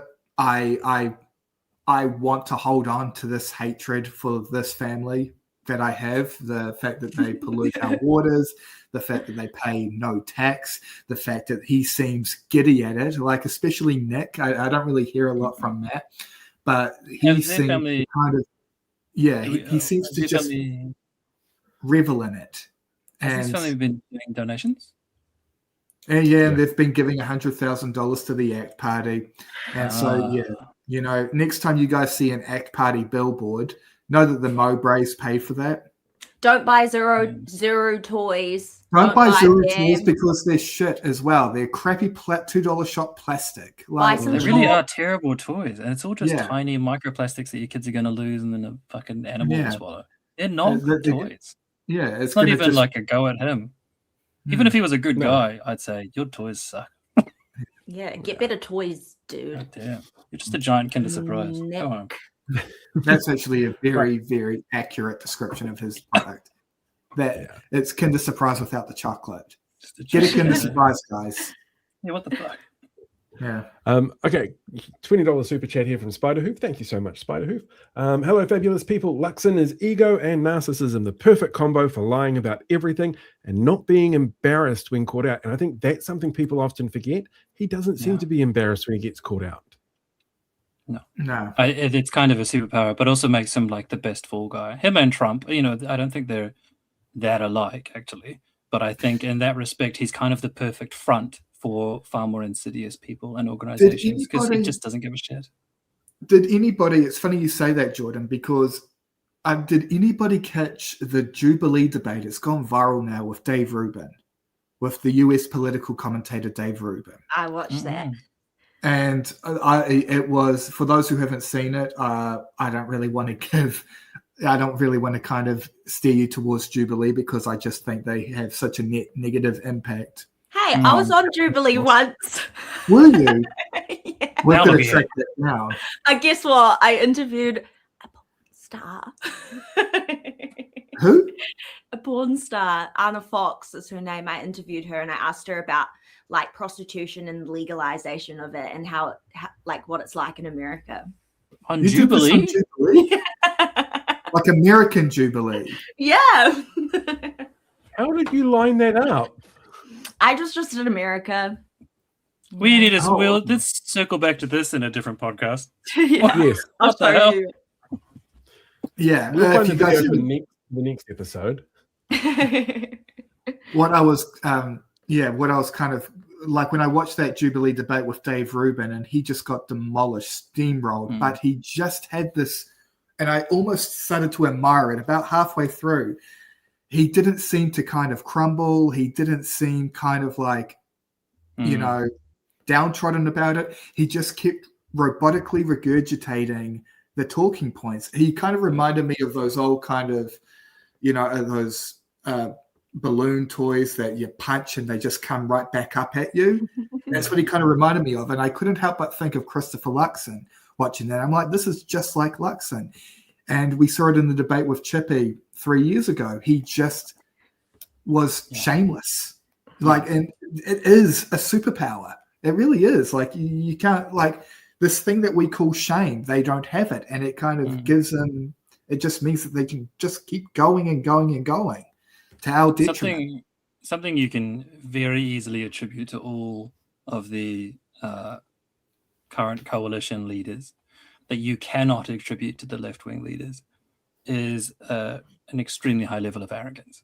That is just so arrogant. And I just don't see that on our left-wing parties at all. I don't think that's a terrible bias. I think left-wing parties are constantly checking themselves to make sure that they are. Yeah. We saw like that in line this with week. people. We saw that this week with the costings, right? Of like the fact that the public transport costings were held to just a crazy amount of scrutiny, not only by the right-wing political parties, but our own media. And it's like, you guys, Nicola has taken $1.1 billion from next year's budget that she hasn't provided costing for. Chris Bishop has a $65 billion roads of significance project that he hasn't provided the costings for. That's without mentioning the $5 billion on carbon credits that we are on the hook for in 4 years. That again, they don't seem to have any plan for. Why are you targeting these public transport fare caps? Like, and that's not to say that they shouldn't be targeted or scrutinized. They should be, just like those other three policies that the media seem just, content with, like, not questioning. It's the curious thing about those as well is that the comments that I keep seeing from people that are on the right seem to be going on about how, this is tax money. Oh, there we go. The Greens spending our tax, Labor spending our tax. What do these people think the roads of significance are being paid for with? What do people think we paid for no ferries with? What do people think we're paying? What did we pay landlords with and tobacco companies with? A genuine question. Back. Yeah. Oh my God, that's right. The road cone hotline. We paid for these things with money, but for some reason it's only tax money if it's going towards people in need. Good thanks. Isn't that strange? It's Like the cognitive dissonance it's blows going my to people in mind. need. Yeah. They call it a bribe if you're doing something that makes people's lives better. Yeah. It's free money, right? It's free money if it helps you. And then it's an investment if you're already rich. Like when they It's Go ahead, Brie. It's like the superannuation. Like, they've made everyone have to pay 3.5%, which is fine. You get longer, more money in your KiwiSaver. But if everyone just stayed at 3%, then they wouldn't be making $500 million. And if everyone went back to 3%, then they wouldn't make that money. And then there would be another massive hole in their budget. They're just like hoping that people don't opt back to the 3%. I'm like, your plans are stupid because you're just relying on that. You're relying on people not. But they'll be gone by then. Like, and that's the National Party to the T, right? They just they just do what works in the moment. And it's like, I did a post on it today, and about how the national playbook is basically just to further problem for Labor to deal with, and when Labor have to deal with that problem, attack them for dealing with that problem. A good example was the fact that under John Key's tenure, he cut thousands and thousands of public service jobs at a time where we were seeing massive population growth. Yeah. At a time where he should have been adding roles to the public sector, he was cutting them. So naturally, what does Labor, being a responsible government, do? They repair that, and they repair that for two reasons. Number one, to accommodate the rising population, but the fact that we were paying ballooning amounts of money to consultants who were brought back because just because you fire the public sector workers, it doesn't mean that the work disappears. Yeah. A lot of these public sector workers, they end up getting retained, but they end up getting retained as consultants. And guess what? That ends up costing a lot more than just a permanent full-time worker. Labor alleviated that. And of course, what do National attack them on? Going on a hiring spree. Yeah. These are other comments. Them addressing a problem that you guys created. And we're These are going to other see comments I get as well. carbon credits.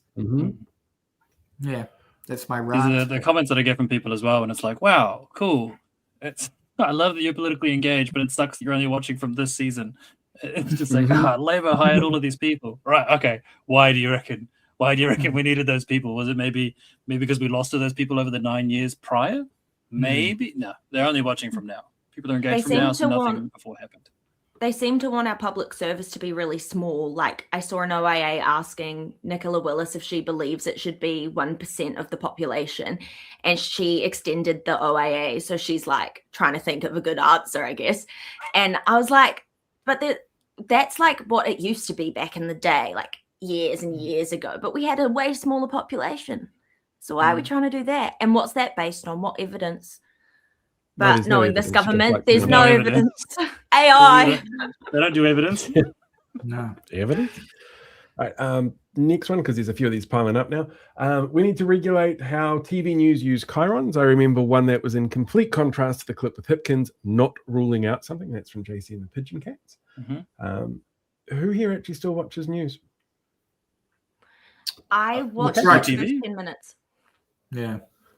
I tried to. And I'm like, I'll tell you what, I've gone back to reading the newspaper a lot more. Okay. Yeah. Like an old man, just because they're on the when I walk in and grab a coffee, they've got free newspapers.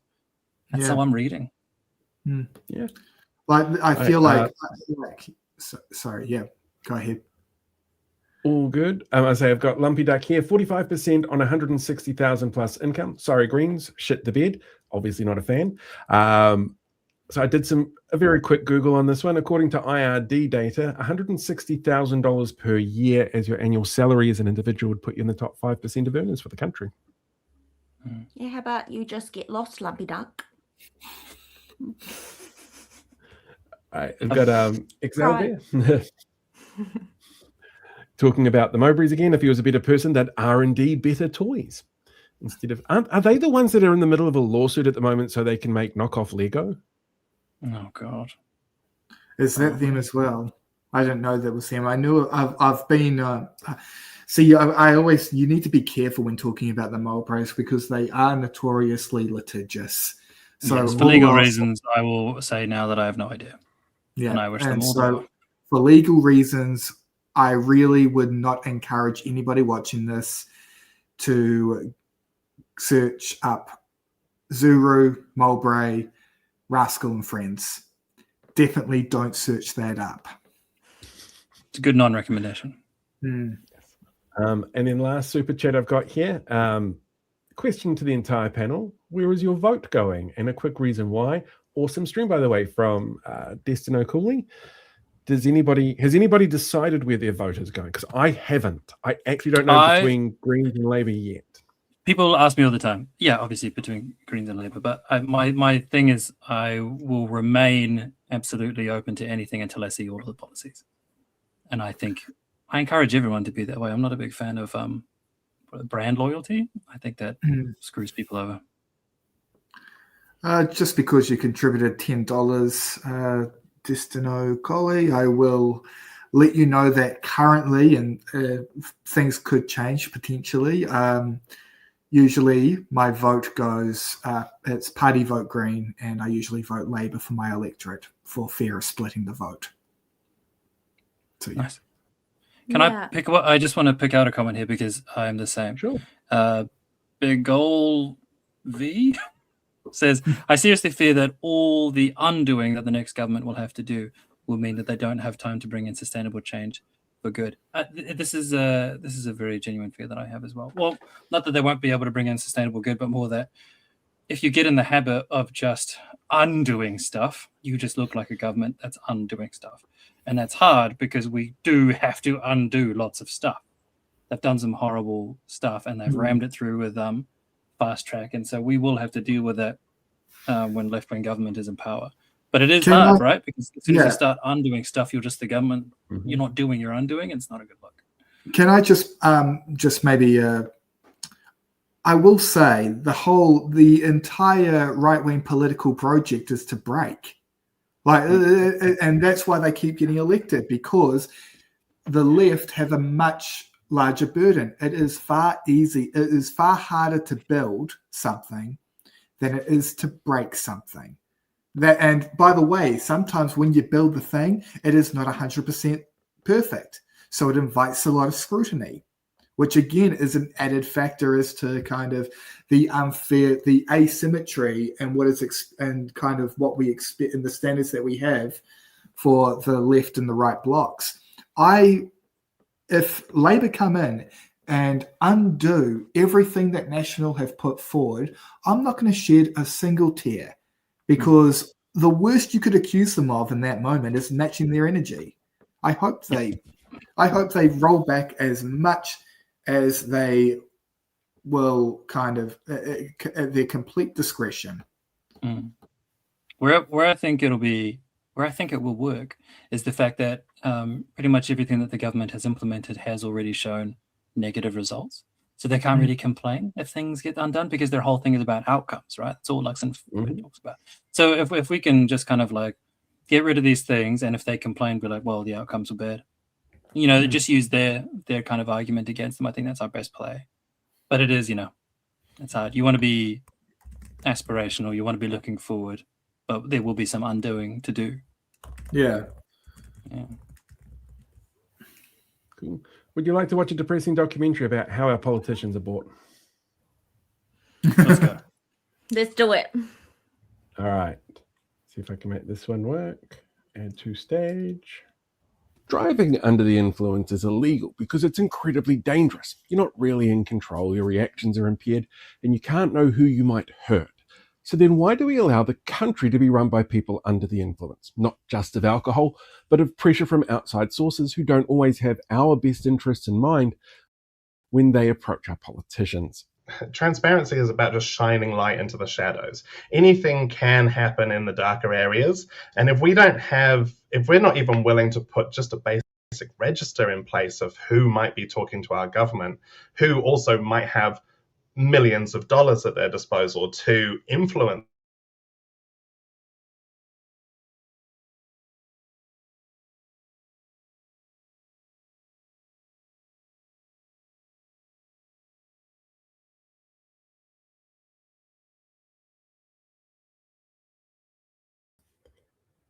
Wow, I have no idea what happened there. Everything crashed on me. It just like snap. Everything stopped working. Everything? That's what it said. Everything. Everything. How Trying to give weird. it another go. Yeah, I can give it another go. So glad I wasn't doing anything embarrassing when we came back on. No, I'm sorry. I should have just. Yeah, it's like this is how much power Atlas has. Like this is what we should be really worried about. What I might try and do, actually, just to change it up a little bit, is try putting it through the YouTube page, because there's a version of it there, so it's not trying to stream a video all at the same time. We'll see if that works.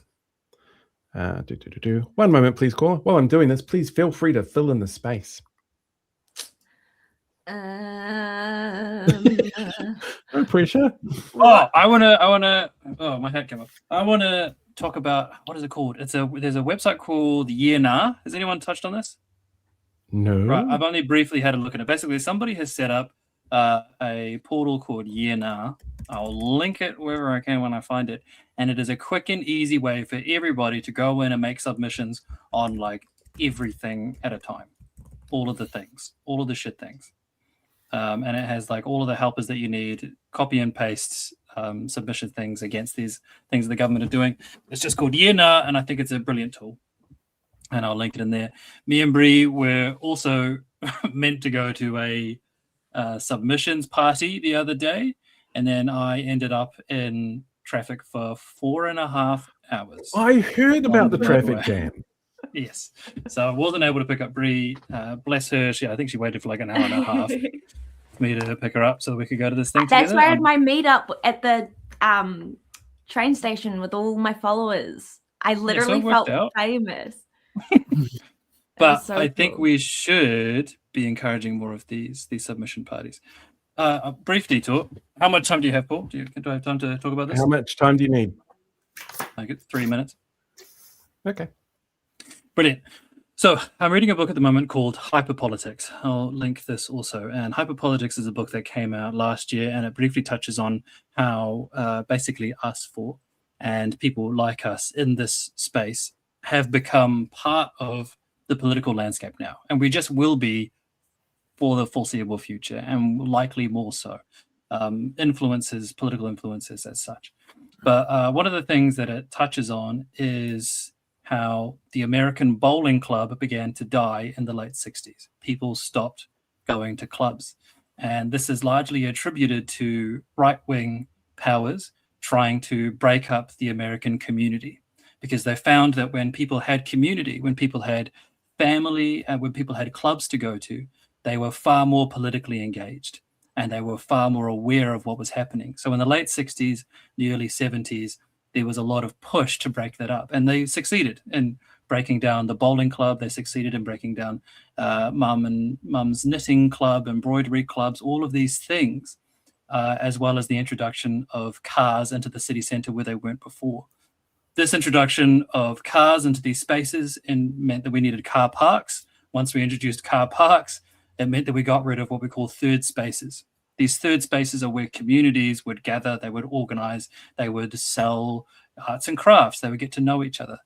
And it was all part of breaking down the community and breaking down political power. So this is something that I'm looking at long-term in my life, probably dedicating a lot of my time to, is trying to figure out how we build community and move away from individualism.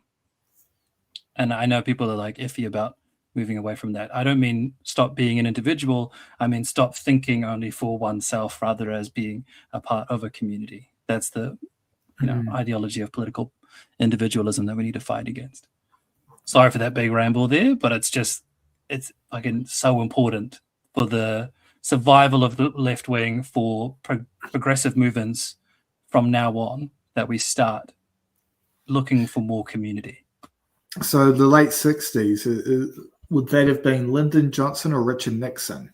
I'm trying to do the math. Nixon was also mentioned in the book as being a big part of it. I don't know about Lyndon Johnson, but Nixon was a big, Yeah. Lyndon Johnson was like the right-wing Democrat, right? And he came after JFK. That's, super interesting, because I know that Nixon especially had kind of basically infiltrated the hippie groups and the Black Power organizations of that era. I didn't know that it extended to kind of like suburban sprawl. And it kind of makes sense, because as we kind of paint that era as a time of tradition, and you kind of conflate tradition with kind of conservative values, which on a social front they certainly would have had. However, this was a group of this was a time in America, at least, where they were paying, like the wealthiest earner in the US was paying 90% tax. 90% tax. That's right. And the middle income earners were paying as high as 66% tax. Yeah. And so we kind of like look back. Everybody. How often do you guys of your political persuasion? How often will you hear, "Oh well, name me one country where socialism has worked"? Well, put us aside. How about the biggest country, America? You guys did it for literally 50 years. Like, the people who say this really telling themselves as being completely, like, just divorced from knowledge. They're just propaganda mouthpieces at that point. And then every country that they point to that has successful socialism, or had very like a small amount of successful socialism, was also a country that then later got bombed or implemented by CIA for a coup d'etat. So yeah, dark times. But yeah, the reason I was mentioning that is because this the submissions party that me and Bree were trying to get to, and I'm going to try and get to more of them. These are important, and it reminded me, because Ricardo also touched on that, is that these on-ground, in-person movements are going to be so important. We need to rebuild community. Yeah, house parties. Bring back house parties. I do like the idea of under the influence is illegal. Well, we need to get a house first, but still. Yeah. All right, let's give this another go. All right, round Fingers 2. crossed this works. Dangerous. You're not really in control. Your reactions are impaired, and you can't know who you might hurt. So then why do we allow the country to be run by people under the influence, not just of alcohol, but of pressure from outside sources who don't always have our best interests in mind when they approach our politicians? Transparency is about just shining light into the shadows. Anything can happen in the darker areas. And if we're not even willing to put just a basic register in place of who might be talking to our government, who also might have millions of dollars at their disposal to influence the government, then anything could be happening behind the scenes. In May this year, the actions of lobbyists at Parliament made headlines as it appeared that industry lobbyists for Fonterra and Z Energy had emailed documents to the Prime Minister's chief policy advisor, which Prime Minister Christopher Luxon had initially characterised as a low-level former staffer. No, it just doesn't want to work. What a conspiracy. I was enjoying it though. It's right here. Let's see if this one works. Driving under the influence is audio illegal coming because through. it's incredibly dangerous. You're not really in control. Your reactions are impaired, and you can't know who you might hurt. So then why do we allow the country to be run by people under the influence, not just of alcohol, but of pressure from outside sources who don't always have our best interests in mind when they approach our politicians? Transparency is about just shining light into the shadows. Anything can happen in the darker areas. And if we're not even willing to put just a basic register in place of who might be talking to our government, who also might have millions of dollars at their disposal to influence the government, then anything could be happening behind the scenes. In May this year, the actions of lobbyists at Parliament made headlines as it appeared that industry lobbyists for Fonterra and Z Energy had emailed documents to the Prime Minister's chief policy advisor, which Prime Minister Christopher Luxon had initially characterised as a low-level former staffer. They wanted a law change, that climate-related lawsuits like the one that Fonterra and Z Energy were actively involved in with iwi leader Mike Smith. In May this year, that law was passed, but the documents that were sent to the Prime Minister's office were not done through official channels, raising concerns about corporate pay-for-play influence with the coalition, which has led to an increase in language that we haven't actually heard for quite some time from commentators around lobbying, and it's kind of surprising that it's not more commonly called out like this. I think this was a deliberate effort not to disclose the fact that these big companies were in the Prime Minister's ear. Where there is smoke in politics, there's usually fire. And right now, between this ex-employee of the Prime Minister, the Prime Minister's office, and Fonterra in this court case, there is a lot of smoke right now. A confluence, I would put it that way. No record keeping, Wayne, like no paper trail. This is like something out of the House of Cards or something like that, you know. Something dodgy happened there, didn't it? Like with the big business and the government, or not? We're not sure. This is far from an isolated incident. In February of 24, it was revealed that legislation to repeal the Smoke-Free Environment and Regulated Products Act also had word-for-word copy from tobacco lobbyists in it, and how it ended up in there through New Zealand first Casey Costello. Well, that's been a tale of misdirection, deception, and just playing dumb over the years. In 2025, Anna Mowbray was found to have been texting the Prime Minister about her disappointment in National announcing a policy banning under 16-year-olds from social media. because, as he was aware, she was doing the same thing and launching a lobby group for it herself along with other business people, and had already invited the Prime Minister to the launch of the event. With National coming in and preempting the announcement, though, well, he made sure to thank those who had been lobbying for this behind the scenes, thanks to a text message that went to his chief of staff to remind him. By the way, one of those people is entrepreneur Cecilia Robinson, who was given a New Year's Royal Honour at the start of this year. Behind the scenes, lobbyists work on behalf of clients to try and get favourable outcomes from policy and parliamentarians. There's essentially two kinds of lobbyists: in-house lobbyists who work for a specific organisation to lobby on their behalf, and third-party lobbyists who are generally employed by a professional lobby company to work on behalf of a group of clients. Here we have some of the most relaxed laws in the world when it comes to lobbying, and that's a problem. We currently have no mandatory register for a lobbying company. That goes for third-party lobbyists or any in-sector lobbyists or in-industry lobbyists. And we don't have any sort of stand-down period for MPs, sorry, not MPs, ministers who move from their role in the government over to potentially a lobbying firm. I'd like you to meet Ben Wright. Ben is part of a group called Lobby Reform NZ. Right now, they've got a petition on the parliamentary website trying to get tougher regulations in place for lobbyists in this country, because, as I said, we have some of the most relaxed regulations anywhere in the world, even more relaxed than America. Yes, yeah. I mean, we have nothing. They have something. Like one of the things that they do is for in-house lobbyists, they need to register if the total in-house lobbying expense is over $16,000. That's per quarter. Outside lobbying firms is reduced down to $3,500 income per quarter. So obviously that's their the industry funding them to then talk to the government. I wanted to find out from Ben exactly what it was that we don't have, because, you know, sometimes you don't know what you're missing because you don't have it in front of you. And so you don't know what's important to look at when it comes to particular changes and options. So I wanted to know what that meant. What is it good for us? Is it good for democracy? What could we possibly need to fix our system? In the UK, they actually have a register for all third-party lobbyists only, and that's a whole other argument, is why only third-party lobbyists. But at the very least, they have that register.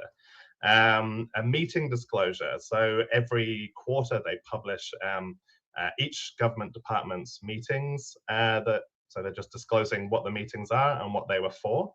And there is at least an advisory committee that will look at whether or not you're allowed to move from a minister position to a lobbying role, and either allow or not allow within 2 years after leaving office.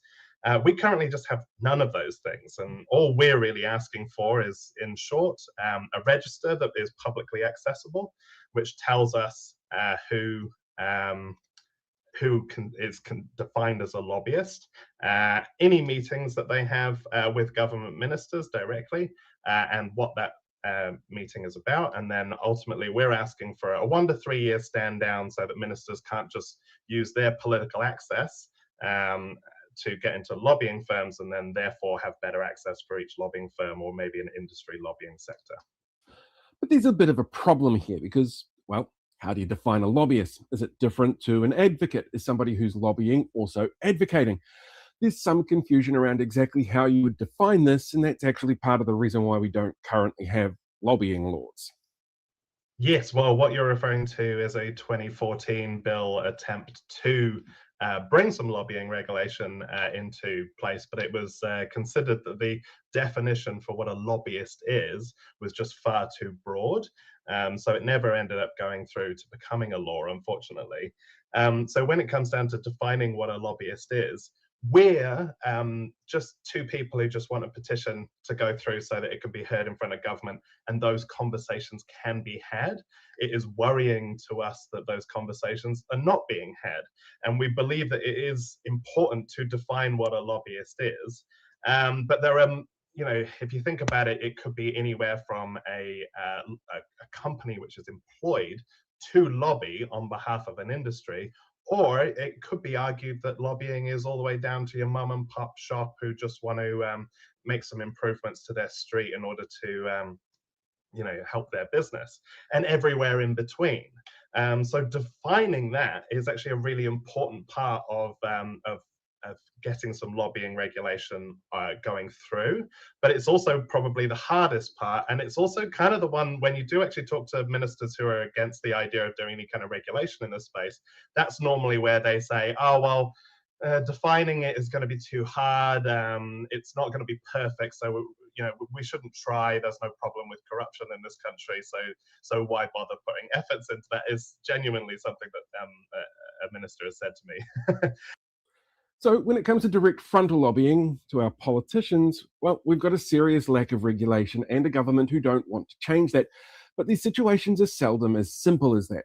We're also up against lobbyists who lobby the public to make their goals seem like the goals that are popular with the public. And the biggest player?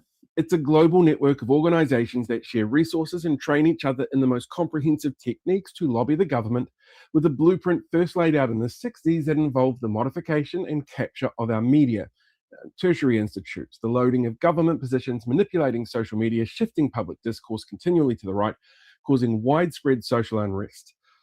This is Dr. Jeremy Walker from the Sydney University of Technology. He's recently finished a 75-page Senate submission on the extraction industry's roles in public perception manipulation at the hand of an organisation started by a New Zealander, which has clearly documented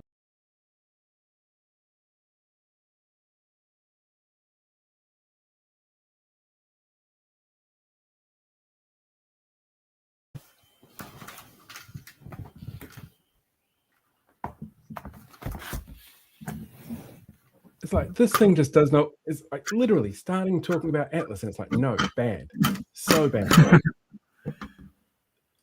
They It's like a conspiracy. Oh, that was great up until it stopped. Great until it stopped. All right, give me a sec. I will. Oh my god, damn conspiracies.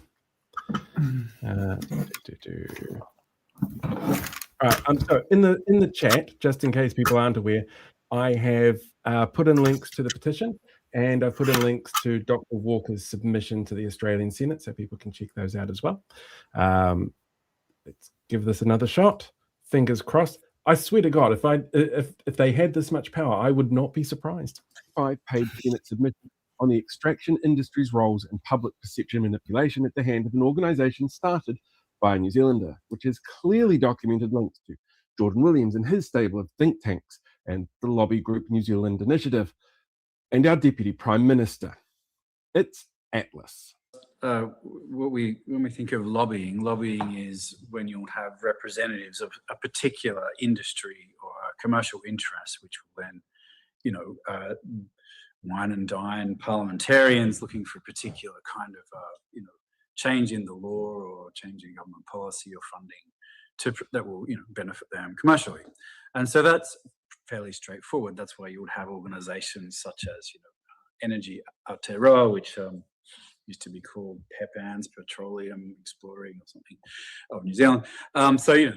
Taking that organisation as a lobby, it's obviously the petroleum industry, and its members include, Shell and all the big oil companies and Australian oil and gas companies too. And so they are clearly there to lobby, that is to promote the profitability of their industry to government and through government policy. But what the Atlas Network does is much more sophisticated than that, and because what they're doing is that the institutes which comprise the network, of which there's 550 or more of them in 100 countries. In New Zealand, it's the New Zealand Initiative, which I believe was originally the New Zealand Business Roundtable, but they wanted to push the association with business lobbying out to the back and make it look like a research institute. And then you've got, of course, the Taxpayers Union, and so these are not lobbies because they disguise their funding. They won't tell you it's funding unless they absolutely have to by law. It's essential to the way that they work that you don't know who's actually paying for it, and they're then presented as non-partisan, independent research. Of course, it's far from that in reality. So it's not, but one way we might, if we're looking one way into the topic of what's going on, quite tragically in New Zealand, I think since 2023, is that, you know, for example, you had a guy, I think his name was Craven, who was the public relations officer for the petroleum lobby in New Zealand. And of course, it's not New Zealand lobby. They like to coat themselves in nationalistic symbols, but it's the international fossil fuel industry. And they their chief communications or PR officer had previously worked for both of the Atlas Network think tanks in New Zealand, and then he went on, I believe, to be a consultant to is it Simeon Brown in the energy ministry. Carnegie here is one example of what we call Atlas capture of the public services. That's the person that Dr. Walker was talking about. And this is the most subversive type of lobbying because it's not just done in the relative open of the already shrouded in secrecy system that we've got. It involves making sure that the right people who share the right ideology are in the right place to work with the government directly on changes wanted by the organizations that pay for services like what Jordan Williams' campaign company provides. That Fonterra Z Energy lobbying issue, well, the staff member involved was Matt Burgess, a former senior economist of the New Zealand Initiative. There's Janessa Jaram, the New Zealand Initiative economist who also works as a policy advisor for David Seymour and Brooke Van Velden. Dr. Michael Johnston is a senior fellow at the New Zealand Initiative, and he's leading the education curriculum change, pushing the knowledge-rich economy line that we keep hearing from Erica Stanford.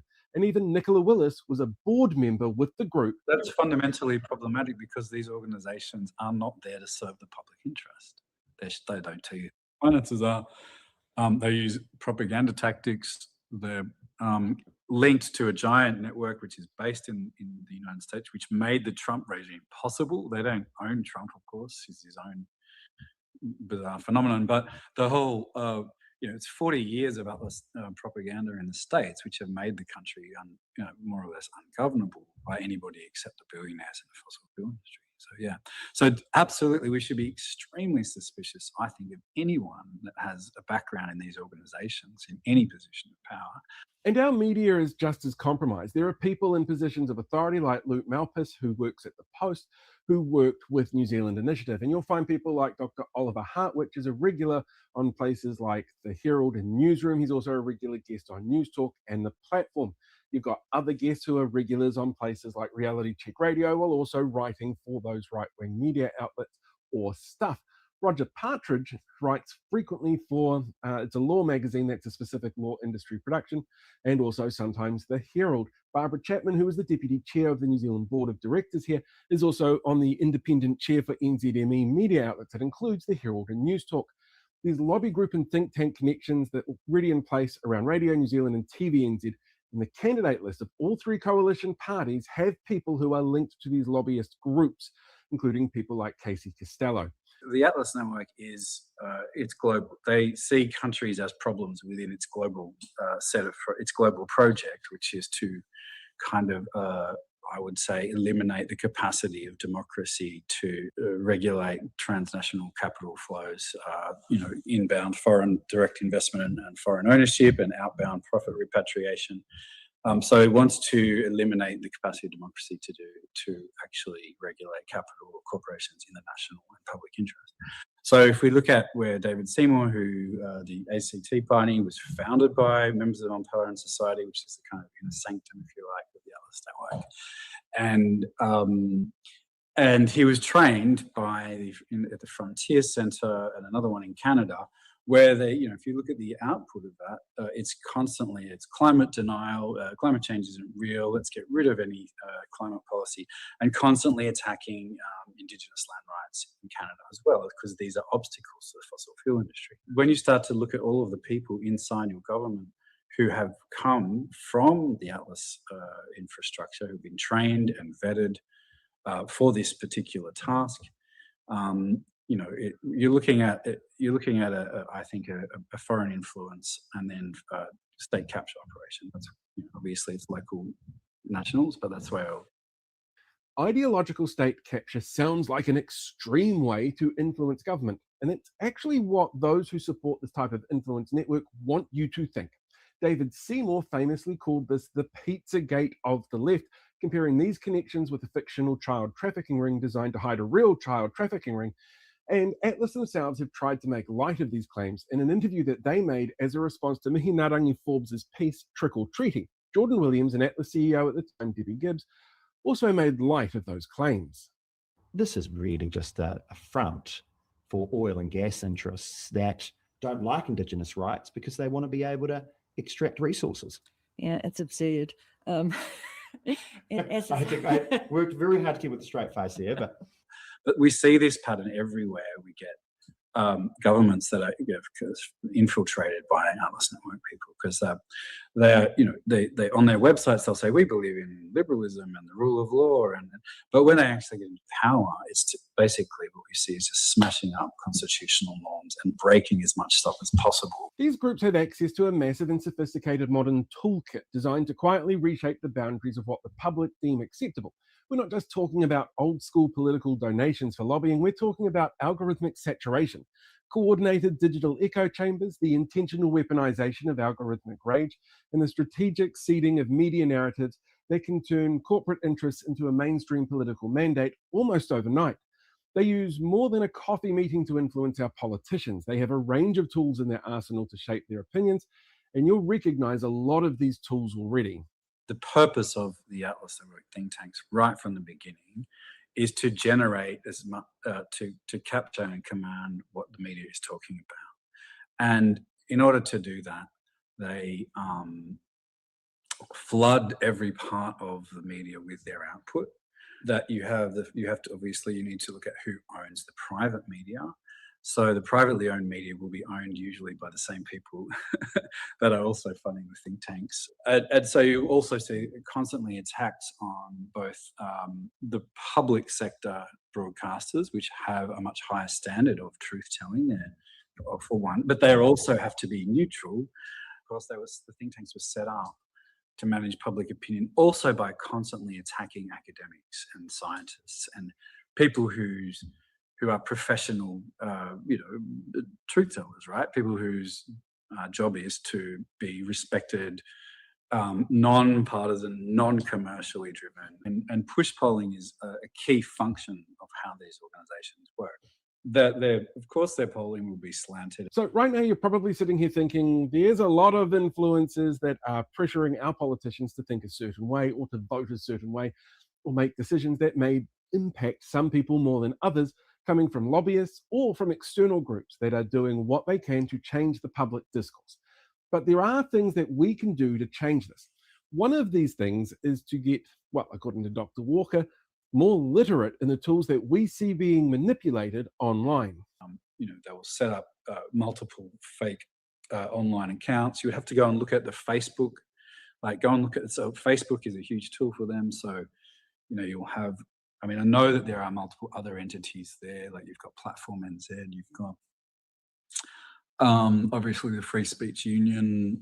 If what they're saying is also the same thing that the Taxpayers Union is saying, or the NZI is saying, or that David Seymour is saying, or anybody you can link to the Atlas, they'll all say the same thing in slightly different ways from hundreds of different points of communication. So to the average punter, it looks like everybody thinks this. Oh, it must be, well, maybe I could believe that too. And according to Ben Wright, just look at who's funding the parties and asking for accountability for who is lobbying whom in Parliament.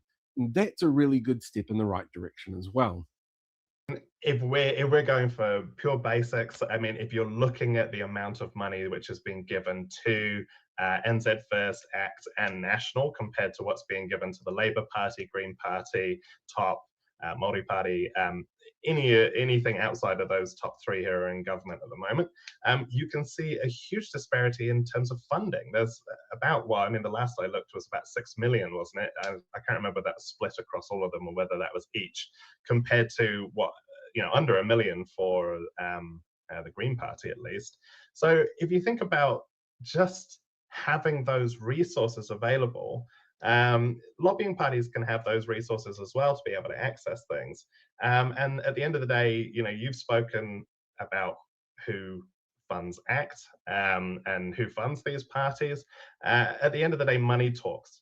So even if you just want to use the broad basic of who gave money to a political party, and just to help explain why they're so all over your social media, all over posters and things like that, they've got the funds to do it. And that concept just boils down to pretty much anybody who's talking to the government. Your person who runs a corner store isn't going to have the kind of funds and access to reach the government in the way that that big lobbying firms do, which is why they exist. So you can look at the principles and the policies to decide which political group you want to be in, but then just dig a little bit deeper and just see where the money is coming from. So think critically this election, right? The way that we sit down and look at where money is coming from, which party is being paid by whom, and those outside influences trying to influence us so that they can go, well, look, the public agrees with what we're saying. That's really key for us being able to make informed decisions when it comes to the election. And just to give you an idea as to who you can trust and who you should be a little concerned about, I'm going to show you one more clip from that video with Jordan Williams interviewing Debbie Gibbs, where they sit down and talk about specifically what they actually get out of it. Because, of course, this is completely altruistic. But I also want you to remember when you're watching this clip, some of the things that Jordan Williams has actually done in his organization, like shilling for the tobacco lobby or shilling for Hobson's Pledge, or going using websites that pretend to be anti-Māori being built around immigrant personalities. He's got lobby groups on behalf of local government. He's got lobby groups around sensible sentencing. And this is what he says he does it for. You know, these people are not doing this for money. Tell me about it. Although, I mean, on the other hand, I mean, we are extremely lucky to fight for what we believe in. Yeah, fight for what he believes in. So yeah, scary stuff. I would have liked to have seen a follow-on. Am I on earlier? I would have liked to have kind of seen the rest of that clip with her kind of saying, "We're not doing this for the money." What was Jordan's full response? That was Jordan's. We get to do what we want. Anyway, let's change the topic and talk about how Mihi Forbes is wrong. Yeah. Well, okay. That, so that just was the whole point of it. The fascinating thing about Debbie Gibbs is her parents. Alan Gibbs was actually one of the people who started the Atlas Network. He was the person who went around the world and set up all these think tanks. And her mother is one of the largest donors to ACT. Oh, there it is. Okay, so she's actually kind of right then when she says she's not doing it for the money because she's the one spending the money. She's the one spending the money. Yeah. In terms of following the money, one thing we haven't mentioned on here is that a lot of the money that ACT is getting is coming from the same place as a lot of the money that TOP is getting. And that just needs to be talked about more because it's fucking, yeah. I agree. I don't think so. I have really been on TOP a lot lately. If anybody follows my content, you know that I've really been kind of like keeping my ear to the ground for a party that I think there is a very real possibility will be a kingmaker in this election. And I'm of two minds on the party. There's a lot on a policy front. There is a lot there to like. There is a lot there to like. I'm a big fan of especially the universal basic income they're proposing. However, just from an organizational standpoint, and there's the fact that they do accept donations from the same people who are donating to ACT and National. Now they have accepted donations from Michael Mills, the owner of Les Mills, who has also donated to the Green and Labour Party a lot. However, that has given me a lot of pause on opportunity as an organization. And this is an interesting story. If anybody wants to, plug for my Facebook page, but if anybody were to kind of go onto those posts that I do about TOP, a lot of their candidates actually commented. And I think I feel my big criticism of TOP is that they don't seem to understand who they are. And if you want to kind of have that confirmed, look at my comment section where I had one, and basically what I did a post explaining how they kind of remind me of a pre-neoliberal version of what National used to be. They were kind of I said, my opening mention on TOP was that they are everything that National claimed to be. And I kind of outlined my reasons. There was one candidate from Opportunity who really took issue with me comparing them to National. There was another candidate who applauded my assessment of Top and going, yeah, we are that. We're kind of the old school National. Whereas the other person was saying, no, we are to the left of Labour and the Greens. And then you had another top candidate who was kind of saying, no, you're wrong. We are a centre party. And they don't seem to have a clear idea of who they are. And when you and I feel like that all traces back to the kind of the moneyed interest behind them as well, because it almost feels like the candidates themselves have almost been played, if that makes sense. And that's not to say that Opportunity are up to anything nefarious in terms of like at a candidate level, but the forces that are behind them, I feel like there is a little bit of compromise, and I mean compromises, and they've been compromised. I feel the same way. It is strange. Their behavior and the directions that they choose in terms of what narratives they want to push each individually tell me that they don't really know or have a proper idea of what the single focus of the party is. Maybe this is a downfall of trying to be a centrist, because you can't all agree if you're all centre. There have to be varying degrees within that. But the fact that they haven't coordinated their lines or figured out what it is that they exactly stand on what positions they have, to me says that I feel like the only person we really know about is Q. Who, by the way, I like everything. If Q was a Labour or Greens candidate, I think she was very effective. Yeah, like I've seen her. Yeah, great communicator. She's very intelligent. You learn that pretty quickly. Very kind of dialed in politically, has a very clear vision of what she wants. But I put her in that camp of, again, not understanding the party she's in, because Q kind of strikes me as somebody who probably would have taken issue with my assessment that they were basically old school National. I always get the feeling that she's the only one that understands. I know what you mean. It feels like almost like she's the only one that has the full story. That's what like the other candidates feel like they've been hidden. She is the party. Yeah, I would love to have Q on the show. So Q, I know we've somewhat slagged your party a little bit, but if you seem like nothing if not accessible. And so, yeah, if you'd be willing to kind of front the collective, we would be happy to have you, and grateful as well. We can always ask. And maybe you could also speak to the moneyed interest behind your campaign, because don't think we're not going to bring it up. It's what really kind of threw me on that was the fact, and like I already knew it, but every time I'm reminded of it, it makes me shake my head that America, as corrupt as their system is, they're better than us on lobbying when it comes to lobbying.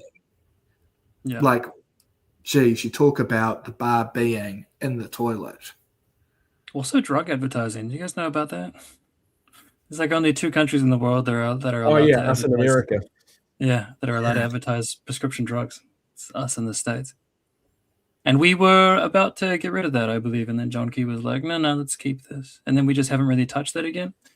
We should touch that again. There's been so many things that have happened since then. Yeah. Your documentary is highly depressing, Paul. Very depressed. But also it's also very confirming, and I'm glad that the information is out there. It needs to get out there more. I mean, David Seymour just blatantly lied in that interview, didn't he, when they said, do you have anything to do with the Atlas Network? And he was like, no, nothing. There's actually something that got cut from this. That Pizzagate conspiracy comment that Mihi asked them about. There was actually an op-ed in the New York Post the day before from the head of one of the big American Atlas organizations going, we've heard that there's a few people who have a conspiracy theory about us out there, and that's clearly not right. You're conflating the Pizzagate of the left kind of conspiracy. That line was almost 24 hours before it went from the New York Post Oh, to David really? Seymour. Oh, Yep. wow. See, that's interesting because they're a right-wing think tank, and they're kind of, that Pizzagate conspiracy was a right-wing conspiracy. It kind of goes to show, you know, yeah. So the question I have here is, this is a lot of information that the general public doesn't have time to care about as much as they may want to. So we on the left need to think about how effectively we can combat this, and how we can, I guess, pick what information people need to, not pick what information people need to know. It's just people won't really be able to retain all of this. Not like us. People I have think about this a lot. Stuff, you know? I think about this a lot because people are like, you post every day, or like you post so much, but not every one of our viewers is going to see every post we make. So I think even if you feel like you're posting too much or like you're oversaturating, like I think someone commented earlier, like, oh, I just feel like I'm, you know, like overdoing it. Like, I don't think you are. Like, I don't know. I just think, I got like, a comment who cares? I think yesterday going, oh, I'm so glad you're finally making stuff again. It's like, well, when did I start? I sent some of those to Bree. I got them as well. They were like, oh man, when did you guys start a podcast? Okay, how bad? Best kept secret on YouTube, guys. The collective. Right, we're going to finish off with a sticky question, and we'll keep it quick because we've been going for a couple of hours. Kiwi Skirt's already had to duck out because she's got work tomorrow. I'm sure a lot of us have work tomorrow. So our sticky question for tonight: my parents keep sending me Facebook posts from politicians that are really misleading or straight up bullshit. I keep correcting them, but they keep doing it, thinking it'll convince me to vote right. Any suggestions on how I get them to stop, and also maybe understand that they're spreading disinformation? Send them our videos.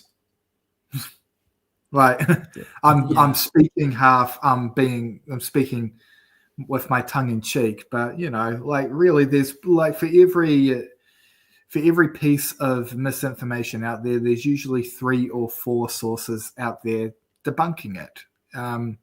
And I'm not necessarily saying us specifically, but there is plenty of good information out there to combat the bad information.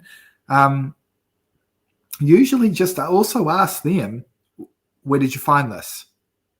And that usually is enough, I've found. Like, and you don't even need to be, truthfully, this is something I ask people when they'll send me information about like things to speak on. The very first thing I ask is, where did you find this? What is your source?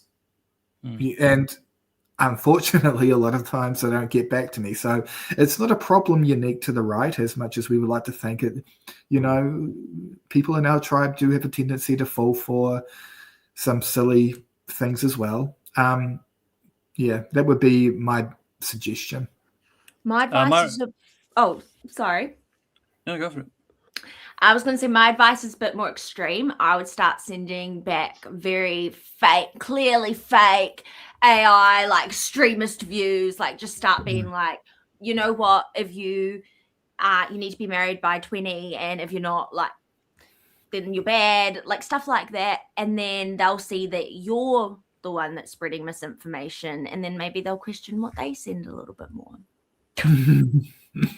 My advice is a little bit in between. I would typically respond by finding the correct information, and I am pretty blunt with this stuff. I do have somebody who sends me things like this, and I typically just respond by saying incorrect, and then I have all the correct information below it, which is I think is a very Jordan response. But I will. This is incorrect. I even do it to family when they send me things like not even political things. I'm like, incorrect. We were meeting on Sunday, not Saturday.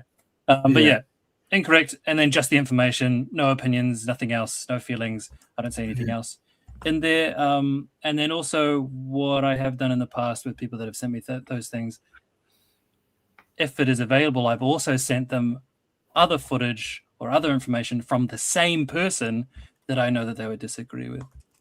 Somebody sent me something that was very quite Brian Tamaki adjacent. And so then I sent them a video of Brian Tamaki saying, all of the horrible shit that he does say, and then asked, do you believe in this also? If you don't believe in this also, then how come you're able to separate all of this, and why are you picking and choosing what you believe in? What they'll from always this one guy. Yeah, what they'll always respond with, and it's a very frustrating response, is, oh, you know, I don't agree with him on everything. Yeah. And it's like, okay, but like, and I feel like Brian Tamaki is our Kiwi version of it, but you see it happening a lot in America. I always hear, you know, these kind of fake right-wing thought leaders, and what they do is they try to kind of launder very extremist views by also kind of pairing it up with very kind of common sense things that we all agree with. A good example of this would be like Jordan Peterson, who wrote a book about making your bed, you know, about how you should keep a tidy room. And like people will say, you know, and people will always kind of cite those kind of very inoffensive things that we all kind of agree on. And it's like, Brian Tamaki is the same thing. It's like, oh, I don't agree with him on everything. And it's like, let's just put it this way. The likes of Brian Tamaki, the things that they're getting right are very easy to get right. The things that they're getting wrong are really fucking hard to get wrong. And like, if you are getting these things wrong, you are not a credible source. So it's always a bullshit argument when they kind of say, oh, you know, they're not, I don't agree with them on everything. And it's like, well, they're really wrong about this thing that is very easy to get right. So doesn't that delegitimize them in your eyes? That's my little rant on that. It's about questioning their motive as well, and getting the person who's sending you these things, your parents, I guess, getting your parents to question the motive behind why they would say this, and linking it to other things that they've said. If there is space for that to happen. I will say now that a friend of mine, who's a really good friend of mine, she had a really good relationship with her mum. They were like best friends. They even worked together. And then as soon as the pandemic hit, her mum met an American guy who was a big MAGA supporter, and then started saying all of this horrible MAGA shit. And now they just don't talk. And it is a thing. I'm not saying that I want this to happen here, but it is a reality that we're facing now in the world, that the older generation is sometimes being so taken by all of this stuff that they are actually just even forgetting their own family members. Like, and what's crazy about the kind of, and this is more about the American right, admittedly. Luckily it's not as extreme over here, but the American right, you hear them kind of bitching and moaning. Oh, you know, we've got young people separating themselves from their parents over political positions. We have marriages ending over political disagreements. And it's like, all right, here's the energy that you guys are bringing in. This is just one issue. Let's take abortion as an example. You guys are of the opinion that the left are baby killers. You think we're fucking murderers, man. That's the energy you're bringing us. Of course, like, is it really unreasonable that we kind of see that energy directed towards us and kind of going, do you know what? Probably a little bit too much water under the bridge here. Like, is it really an unreasonable response for us to kind of go, I think just we are diametrically opposed. We need to separate, and it sucks. I think that's probably something you guys on the right need to reconcile with, if that's happening to you. Yeah. This is the importance of community as well, because these things can happen. And this kind of breaking up of friendships, relationships, and family through misinformation and through really purposeful political tactics. This is what they want. So finding community, joining clubs. I know it's not that easy to do these days. I recently joined the Wellington Film Society. I'm having a great time. I'm making friends. Little do they know that I'm making friends because I'm anti-capitalist and I'm trying to like solve the world.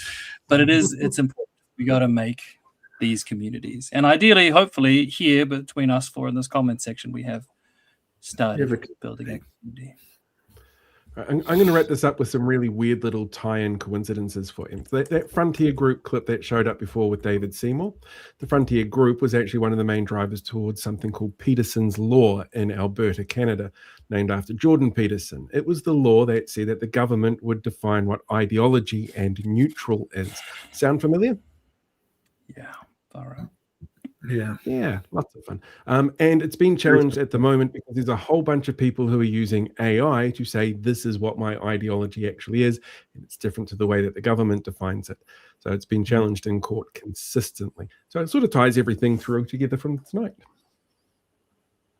Fantastic. All connected. Need the red string.